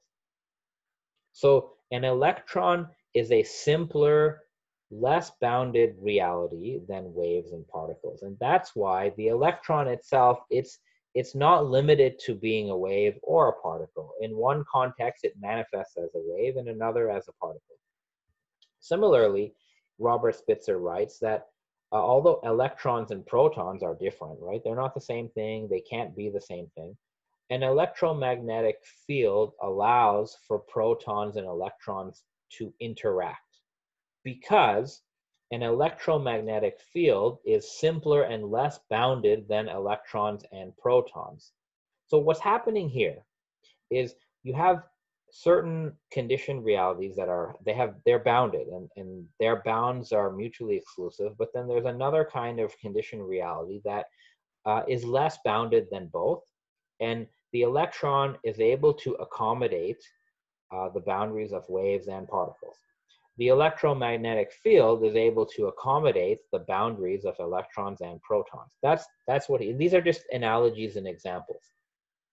In other words, a simpler, less bounded reality is compatible with, inclusive of, and capable of accommodating, hosting, or sustaining a less simple, more bounded reality. That is what these examples are showing.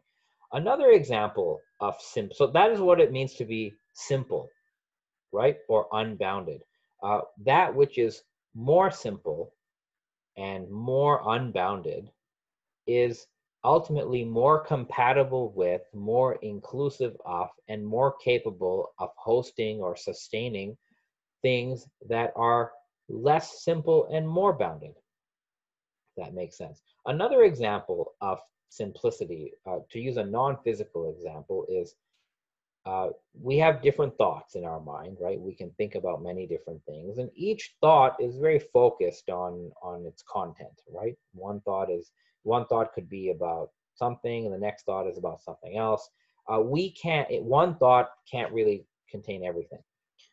But so our thoughts have bounds. But the act of thinking we're able to accommodate many thoughts when we think, right? We are able to think many different kinds of thoughts. You're not restricted to thinking only about one thing. So the act of thinking is simpler, it's more inclusive than specific thought. So that's another example of simplicity. Now, what does all this mean? Well, what this tells us, and these are just the examples. So this unconditioned reality, there's only one unconditioned reality, and we know it has no parts, so it has no boundaries. It's totally simple. And therefore, this unconditioned reality, it would be total oneness, if you think about it. Because it has no boundaries, it has no, it has no parts, it would be absolute unity. It would be completely one. It would be more one than the number one. It would transcend all duality, the unconditioned reality, whatever it is, right? It would be a unitary reality, and it would be a transcendent reality because it is both simple, it has no differentiation, and because it's simple, it has no bounds. So it's absolutely transcendent. One scholar named Aziz Ismail has talked about this in one of his articles, referring to the unconditioned reality. He says that this ultimate reality is often conceived as transcendent or described as, quote, he who is above all else. And what does that mean, he who is above all else? Right? We often encounter this symbolism when people talk about God. God is above everything, right? God is transcendent. We are tempted to interpret that in spatial terms. We think that means God is sort of physically outside the universe. But in this case, the notion of transcendence doesn't simply mean that. As Ismail says, this reality is called he who is above all else, not because it is a reality spatially above the human habitat, but because it is above, i.e., goes beyond or transcends all human categories. Being free from and prior to the dichotomy, duality, between subject and object, it is therefore also outside the frame of human discourse. So when people say that unconditional reality or God or whatever is transcendent, this is what it would mean. Transcendent in the sense of unbounded and absolutely simple, not transcendent in a spatial sense.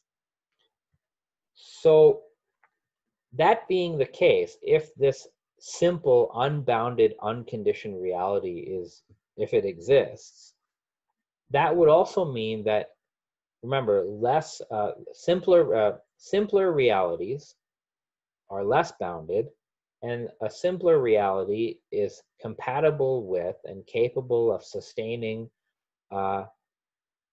bounded realities. So therefore, this unconditioned reality, which is absolutely simple and absolutely unbounded, it would be compatible with and capable of sustaining all bounded conditioned realities.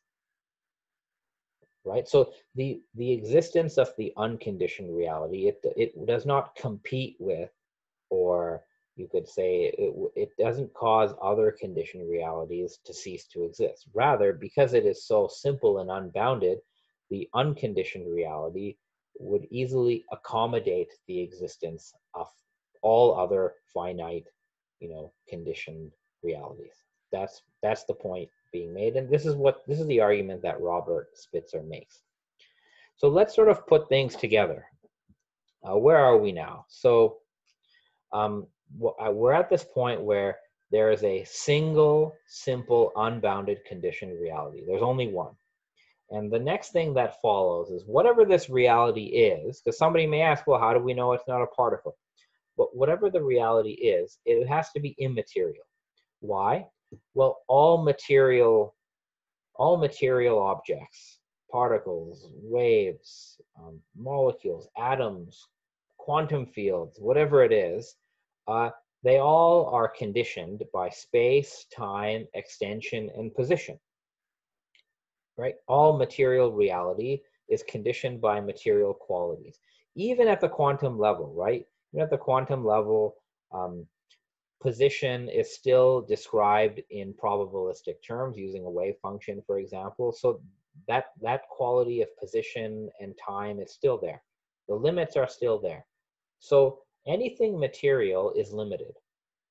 And if it's limited, it would also be composed of certain parts, because if you don't have parts, there would be no limitation. For that reason, because all material realities are limited and constrained and composed of parts, the unconditioned reality has to be immaterial. It has to transcend materiality. That's one point. The second point, the unconditioned reality will also have to be eternal. Now, the word eternal tends to have two meanings, right? One meaning of eternal means it exists for an infinite amount of time. That's one meaning. Eternal here means something different. Eternal here doesn't mean lasting an infinite amount of time. Eternal here would mean utterly transcending time and change, which is to say that the unconditioned reality is beyond time. It doesn't go through time, and it doesn't change. It is immutable. This is what David Bentley Hart explains in his book. referring to this as God, he says God is eternal, not in the sense of possessing limitless duration, but in the sense of transcending time altogether. If you think about this very closely, if the unconditioned reality was within time, that would be changing. It would be a changing reality. And if it's changing, that would mean it is limited, because if it can change into something else, that means it was lacking something before. And if it can change, some part of it would stay the same and some part of it would change. So it would be composed of parts. If any of that were the case, the unconditioned reality would not be an unconditioned reality, it would be a conditioned reality. So the only conclusion one could draw is that the unconditioned reality is eternal, it transcends time. So if we add this all up, what we have, again, all of this, let me remind everybody, all of this so far has been established through logical deduction. We have not relied on any sort of probabilistic arguments or anything like that. Whether there's a Big Bang or not, that's irrelevant. There's the fact that the universe begins or not is not part of this argument, right? So through simple logical deduction, is it possible that there are only conditioned realities, or is there at least one unconditioned reality? And if you prove that the conditioned reality scenario only is false, then the unconditioned reality scenario is true.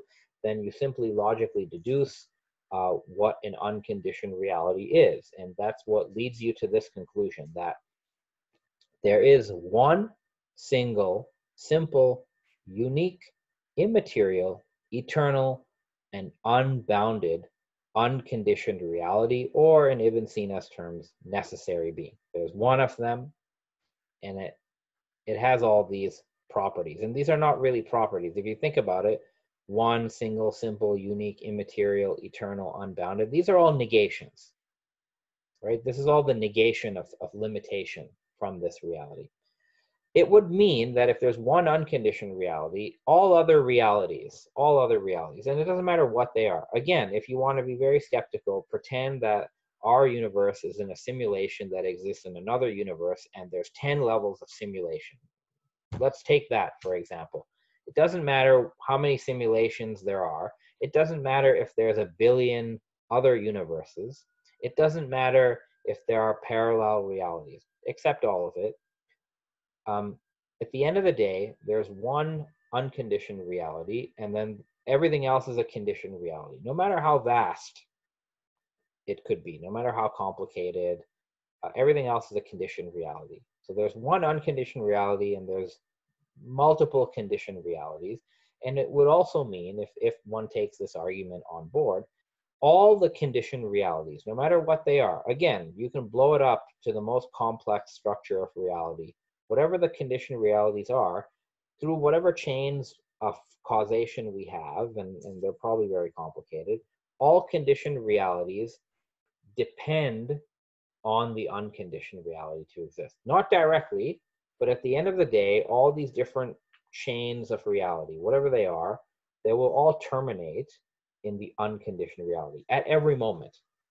At every moment, at every instant, the unconditioned reality is sustaining and creating the conditioned realities.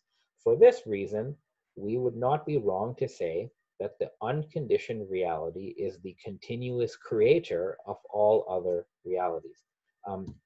Robert Spitzer writes about this in his book. He says that the creator, which he defines as the unique, absolutely simple, unrestricted, unconditioned reality itself, must be a continuous creator of all else that is real at every moment it could cease to be real.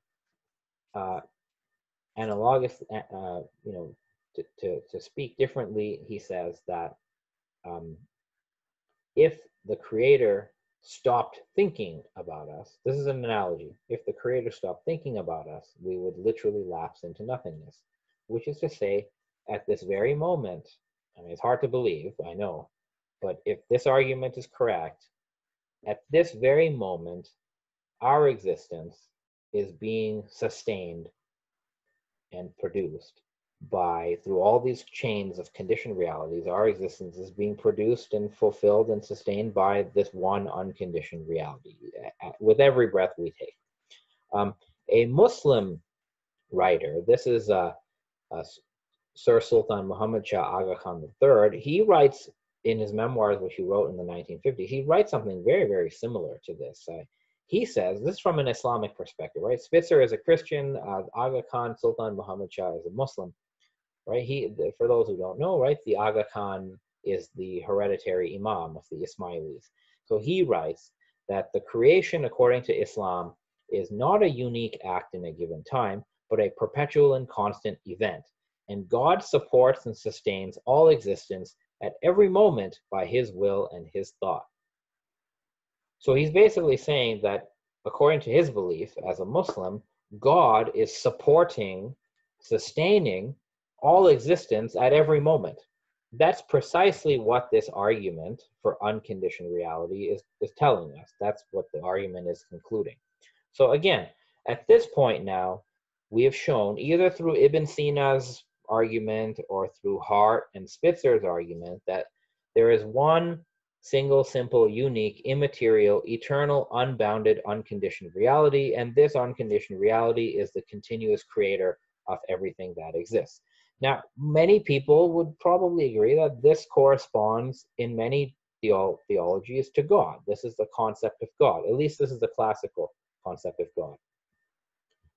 Now, people can go further on this, right? We've established this at the top through logical deductions, right? Through these arguments. But theologians will go further on this. They'll start with this idea, but they'll go further. So one can offer additional arguments through deductions or inferences from features of the cosmos. And these are all separate arguments. So these are not part of the main argument. So if one considers and I'm not saying that I agree with all these arguments or that they're good arguments, but they're used. So I just want to summarize them. So one could say, well, the very existence of contingent beings, of the very fact that there are contingent beings or conditioned realities, that proves, again, if you've already proven that there is an unconditioned reality, right? So let's assume, for argument's sake, that there is an unconditioned reality and it is simple, unbounded, and eternal, and so on, that it is this continuous creator. So then you make these further deductions. So one is that whatever this unconditioned reality is, it has creative power, and that the very fact that it is giving existence to conditioned realities, some would say that is an act of compassion, right?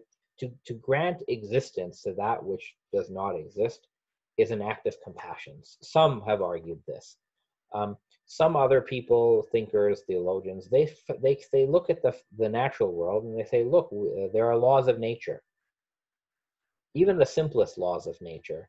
The laws of nature, which are, intelligible behaviors of material things, some argue that this indicates that there is a intelligence behind the laws of nature, because there's no inherent reason why gravity or the law of thermodynamics should exist. There's no inherent reason why these regular behaviors, why there should be laws.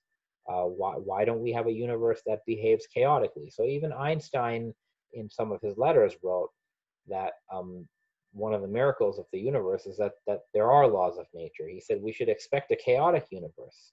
We shouldn't expect this orderly universe. So some have reasoned that because you have order in nature, that indicates that the creator, the unconditioned reality, has intellect, knowledge, and wisdom. Others have looked to the various powers within nature. We have there's a lot of power within the cosmos, from stars and black holes and so on. And if there's power within the cosmos, the source of that power would be the creator. Therefore, the unconditioned reality is powerful. We also notice, some people argue, that some conditioned realities or some contingent possibilities actually come into existence and many others do not. It's as if some outcomes are being willed over others, And at the cosmic level, some argue that that means the unconditioned reality has will. Another argument, again, these are all separate arguments. They're not part of this main argument. So these are adjunct arguments. Some have argued that the existence, the human beings, we seem to intuit the idea that there are some objective values that we live by. There are some things, some values that seem to be true, no matter how many people agree with it or not. So some have argued that if there are objective values, right, mind-independent moral values or virtues like compassion, justice, truth, goodness, that for these values to be truly objective, they have to have originated, they have to be grounded in a transcendent reality. And some have argued that that transcendent reality is the unconditioned reality. So the unconditioned reality, the creator, is the ground of values like goodness, truth, justice, and so on. So these are additional arguments that people have offered. There's another type of argument that's used by more Aristotelian type philosophers. So this argument, this is an additional argument, it basically says that since this unconditioned reality is the cause of everything, right, everything that exists, therefore the powers and the virtues, the qualities that we see in conditioned reality, the qualities we see in the universe, including humans, they are also present in the unconditioned reality. The unconditioned reality has to include qualities like knowledge, intellect, goodness, consciousness, and so forth. So Edward Feser, who's written about this, he's a philosopher, he has said that there's this Aristotelian idea that a cause cannot give what it does not have. So if this unconditioned reality truly is the cause of everything that exists, it's also the cause of justice. It's also the cause of intellect. It's also the cause of goodness. It's also the cause of compassion. And therefore, these qualities, if they exist in the effects, they have to also exist in the cause in some form. And we don't really know what that form is. So Edward Feser argues that the unmoved mover, as the source of all change, is the source of things coming to have the attributes they have. Hence, he has these attributes eminently, if not formally. This includes every power, so he is all powerful. It also includes intellect and will that humans possess, so he must be said to have intellect and will. So let me just say that people offer additional arguments, reasoning from the features of creation, to tell us, to sort of propose that the creator, the unconditioned reality, has these qualities. But there's a big debate over in what sense does the unconditioned reality have these qualities. And in the next two lectures that I do for you, you'll see that Christians and Muslims amongst themselves completely disagree on the nature of divine attributes. There's a huge disagreement on what that really means. So it can get quite complicated. But I just wanted you to know. So even if you ignore these additional things, a simple, unbounded, single, immaterial, eternal, continuous creator, unconditioned reality, you already have the concept of God there. I think you already have it. And certainly when you bring in these attributes, now we're certainly talking about the concept of God. The unconditioned reality is what theologians and religious philosophers call God. Now, is it what common believers think about God? Probably not, but that's okay, because even within each religion, there are many different understandings of what God is. So there's certainly a species, a subset of theistic belief in God that corresponds to this concept of the unconditioned reality, which, as we've talked about today, can be grounded through some philosophical arguments. Now, based on what I shared, let's go back to that first slide where we had all these reasons against the existence of God. And I think based on what I've presented, one could easily respond to these. Now, at the end of the day, I've shared two arguments with you. Are they effective? I mean, people have different views on this. Uh, each person has to decide for themselves whether these are good arguments or not. I showed only two arguments. There are dozens of arguments for the existence of God. I only showed two. And the two that I showed, there are many intelligent, rational, thinking people, philosophers, scientists, academics, who think they're not good arguments. There are many people who are not persuaded by these arguments, and that's fine.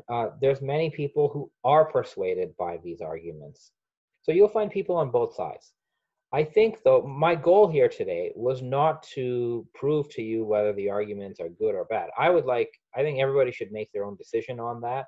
But my goal was to present the arguments cogently.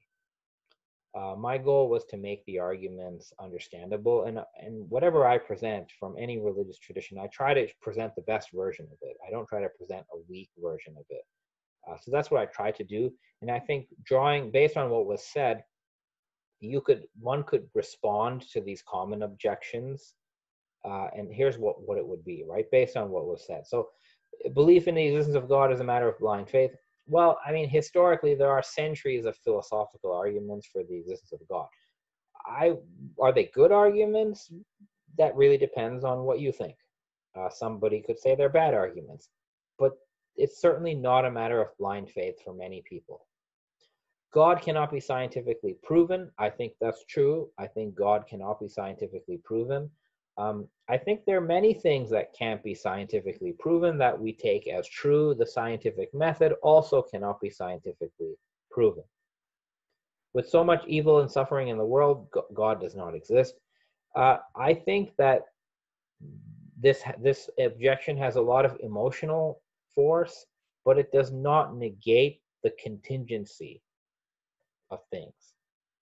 Furthermore, some have said that if you want to talk about evil as an objective thing and good as an objective value, one could argue from the objectivity of good and evil that there has to be a transcendent ground for that value, which could be God for some people.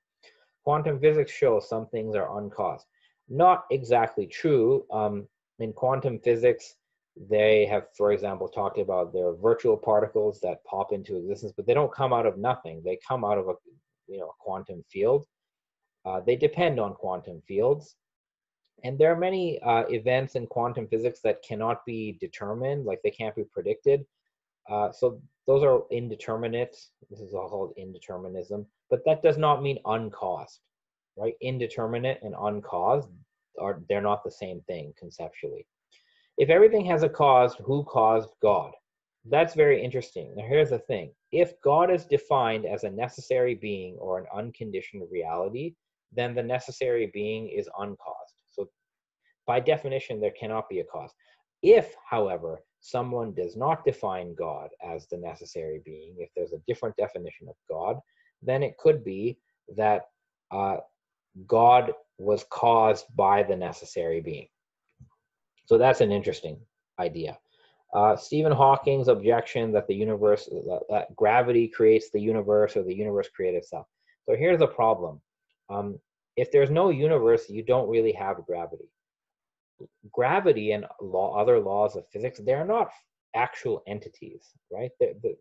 They're not actual powers. Laws of nature are descriptions of how material things behave. That's how I and many people understand laws. So you can't have laws unless there's already things that are obeying the laws. Now, the universe can't create itself, I would say, from nothing, because firstly, something cannot exist before it exists. I can't create myself. If I created myself, I have to already exist to create myself. Furthermore, some will argue, as I've mentioned, that the law-like behavior of material things indicates a guiding intelligence. So some could say that, okay, even if gravity is this ultimate law that has always been here, why does it exist? Why is there law-like behavior like gravity? There's no inherent reason why material things should obey any laws. So some would argue, I'm not saying I would argue it, but some would argue that the law-like behavior of matter is due to the fact that there is a guiding cosmic intellect causing that behavior to happen. So the laws of nature arguments can work both ways. Somebody has said, if the universe is eternal and infinite in the past, so there's no Big Bang, there's no need to posit a God. Good objection, but a temporally infinite universe is still contingent, in a sense. Why? Well, the universe is this collection of physical reality, right? Matter, energy, all these processes. Like, that's what we call the universe. And it's constantly changing. It has dimensions, spatial dimensions. There's parts of the universe are finite. Even if it always existed, the argument from contingent existence or conditioned realities, the argument still stands, because at every, even if this existence is every moment, there's an infinite amount of time, at every slice of time, there's a hierarchy of conditioned realities and dependence. And at every slice of time, the chain of conditioned realities depends on the unconditioned reality. So you actually sort of need it more. The argument becomes stronger if the universe is infinite. Someone has said there's no time before the Big Bang, so there's no possible way for God to create the universe. Again, the two arguments I shared here are not dependent on the Big Bang. We don't need a Big Bang. The Big Bang is irrelevant. But even if there is a Big Bang, let's say time began 13 billion years ago. The unconditioned reality, the necessary being, transcends time. It's creating, it's sustaining everything beyond time. So the causal activity of the unconditioned reality is simultaneous with the existence of conditioned realities. And that, there's an earlier slide where I explained that. So you guys can check that out. So again, were these arguments effective? I don't know. I think one has to really go back and examine the assumptions made for both of these arguments. And those assumptions are this. There's an assumption made that contingent existence or conditioned realities depend on causes or other realities. So the assumption being made is this idea of causation. That is the key assumption, that a contingent thing depends on a cause to exist. That's the assumption. Now, what's an objection against this against the assumption? Well, Immanuel Kant, I think he made the argument. He once said that causation only applies in the physical world, and it does not apply beyond the physical, beyond nature. That's what Kant said. That was his objection. So others have used that too. I don't think it's a good objection, because if you say the causation only exists in the natural world and it doesn't exist beyond the natural world, how could you know that? How could we know that causation doesn't operate outside the natural world? Rather, a better strategy would be to say, let's make no assumption on whether there is causation beyond the natural world or not. Let's not even go there. Rather, if one finds that the natural world itself is contingent, then it depends on something beyond the natural world, and therefore causation is in play. So that's the thing. This argument, it doesn't really assume universal causation at all. In fact, the argument itself, until the end, it never really makes a distinction between the physical and the non-physical world. That distinction really only comes at the end of the argument. So at the end of the day, the key question, whether you agree with the arguments or you don't agree with the arguments, or whether you're on the fence, the key question is this, and it's a philosophical question. Why, we look around and things exist, and so why does anything exist? Why is there something rather than nothing? And ultimately, I think we have two possible answers. I think the biggest alternative to classical theism, which is what I presented, I think the strongest alternative would be to say, things simply exist. It's a brute fact, and there's no explanation, there's no cause. So the alternative would be, there are conditioned realities. Like, let's admit that there are conditioned realities and there are contingent existence. They exist, fine. But it's a brute fact. It just is. There's no cause. So what you end up with is what David Bentley Hart calls absolute contingency, uncaused effects, and unconditioned conditionalities. That, I think, is the alternative to this whole thing. You just say the universe exists, and that's all.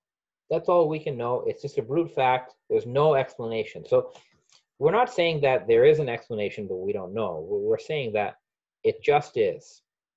The end. I think those are the choices. It's either brute fact or some necessary existence or unconditioned being. Robert Lawrence Kuhn, I'll end with something he wrote. I think he summarizes this question very well. So he's actually a very well-known corporate strategist who's done a lot of work in China. He appears on TV, on CNN, Business Network type stuff a lot. He's also taken an interest in these deeper questions. He created a whole show on PBS called Closer to the Truth, where he interviews philosophers, scientists, theologians. They're all on YouTube. You can check it out. It's quite interesting. You've seen him in class, actually, in some of the videos. So he had wrote an article called Levels of Nothing several years ago, and I think he summarizes like this. He did this whole study about like why is there something rather than nothing, and in the end, he shares his thoughts. And this is what he says. Robert Lawrence Kuhn. He says, setting aside my taxonomy and consulting my gut, I come to only two kinds of answers. The first, this is the question, to answer the question, why is there something rather than nothing? The first is that there can be no answer. Existence is a brute fact without explanation. So that's his first answer. Maybe some of you think that's the answer. There are some days that, it seems that existence is just a brute fact. And this is a very cold, a cold universe in a sense. The second, he says, so there's two kinds of answers. The first is that it's a brute fact. The second is that at the primordial beginning, explanatorily and timelessly prior to time, something was self-existing. The essence of this something necessitated its existence, such that non-existence to it would be as inherently impossible as physical immortality to us is factually impossible. So the second choice that Robert Lawrence Kuhn gives us is that there must have been, before time and space, there must have been a self-existing reality whose essence necessitated its existence. In other words, a necessary being, an unconditioned reality, that which exists independently and self-sufficiency. And that's the second choice, that why is there something rather than nothing? Well, this necessary being, unconditioned reality, that is the primordial existence, and sort of everything somehow came from that. So that's what he leaves you with, right? And I think those are the two options. Now, let's say for whatever reason, if you are convinced, if you take the idea of the necessary being, unconditioned reality seriously, if you think that is the case, and if you accept that that is the concept of God, and for many, remember, for many religious thinkers, probably the greatest religious thinkers in Judaism, Christianity, Hinduism, and Islam, if you just look at those four traditions, and even in Baha'i tradition, Sikhism, and Greek thought, I think you'll find widespread agreement that the concept of God is the concept of unconditioned reality. I think it's fairly uncontroversial to say that the idea of God as unconditioned reality is shared across these traditions. So if one was on board with that, how do you go from that idea of God as the necessary being to the idea of religion or religious practice. Because some may ask, okay, well, this is very nice. If there is some unconditioned reality, that's the source of reality, that's sustaining everything in every moment. Like, so what? Like, what impact does that have on our life? It's a very valid question. But I wanted to share one answer to that question. This is from Sir Sultan Muhammad Shah Aga Khan III, right? He is the 48th Imam of the Shia Ismaili Muslims. He has written some public writings which are, quite interesting, and he sort of makes this point in an interview he gives. So he was asked, like how, what is happiness? And he begins by saying a man must be one with God to be happy. And he goes on to explain. I'm not going to read the whole thing, but he says, referring to the existence of God, he says, how we stand this instant and every instant toward Him, toward God, matters to us more than anything else in the universe. Why is that the case? Because if you take seriously this idea that God, unconditioned reality, is creating and sustaining your existence and all existence at every moment, then you could say, a person's relationship or attitude or orientation toward this unconditioned reality would matter, would affect whether that person is happy or not. So the Aga Khan says, how we stand this instant and every instant toward Him matters more to us than anything else in the universe. This is the fundamental question.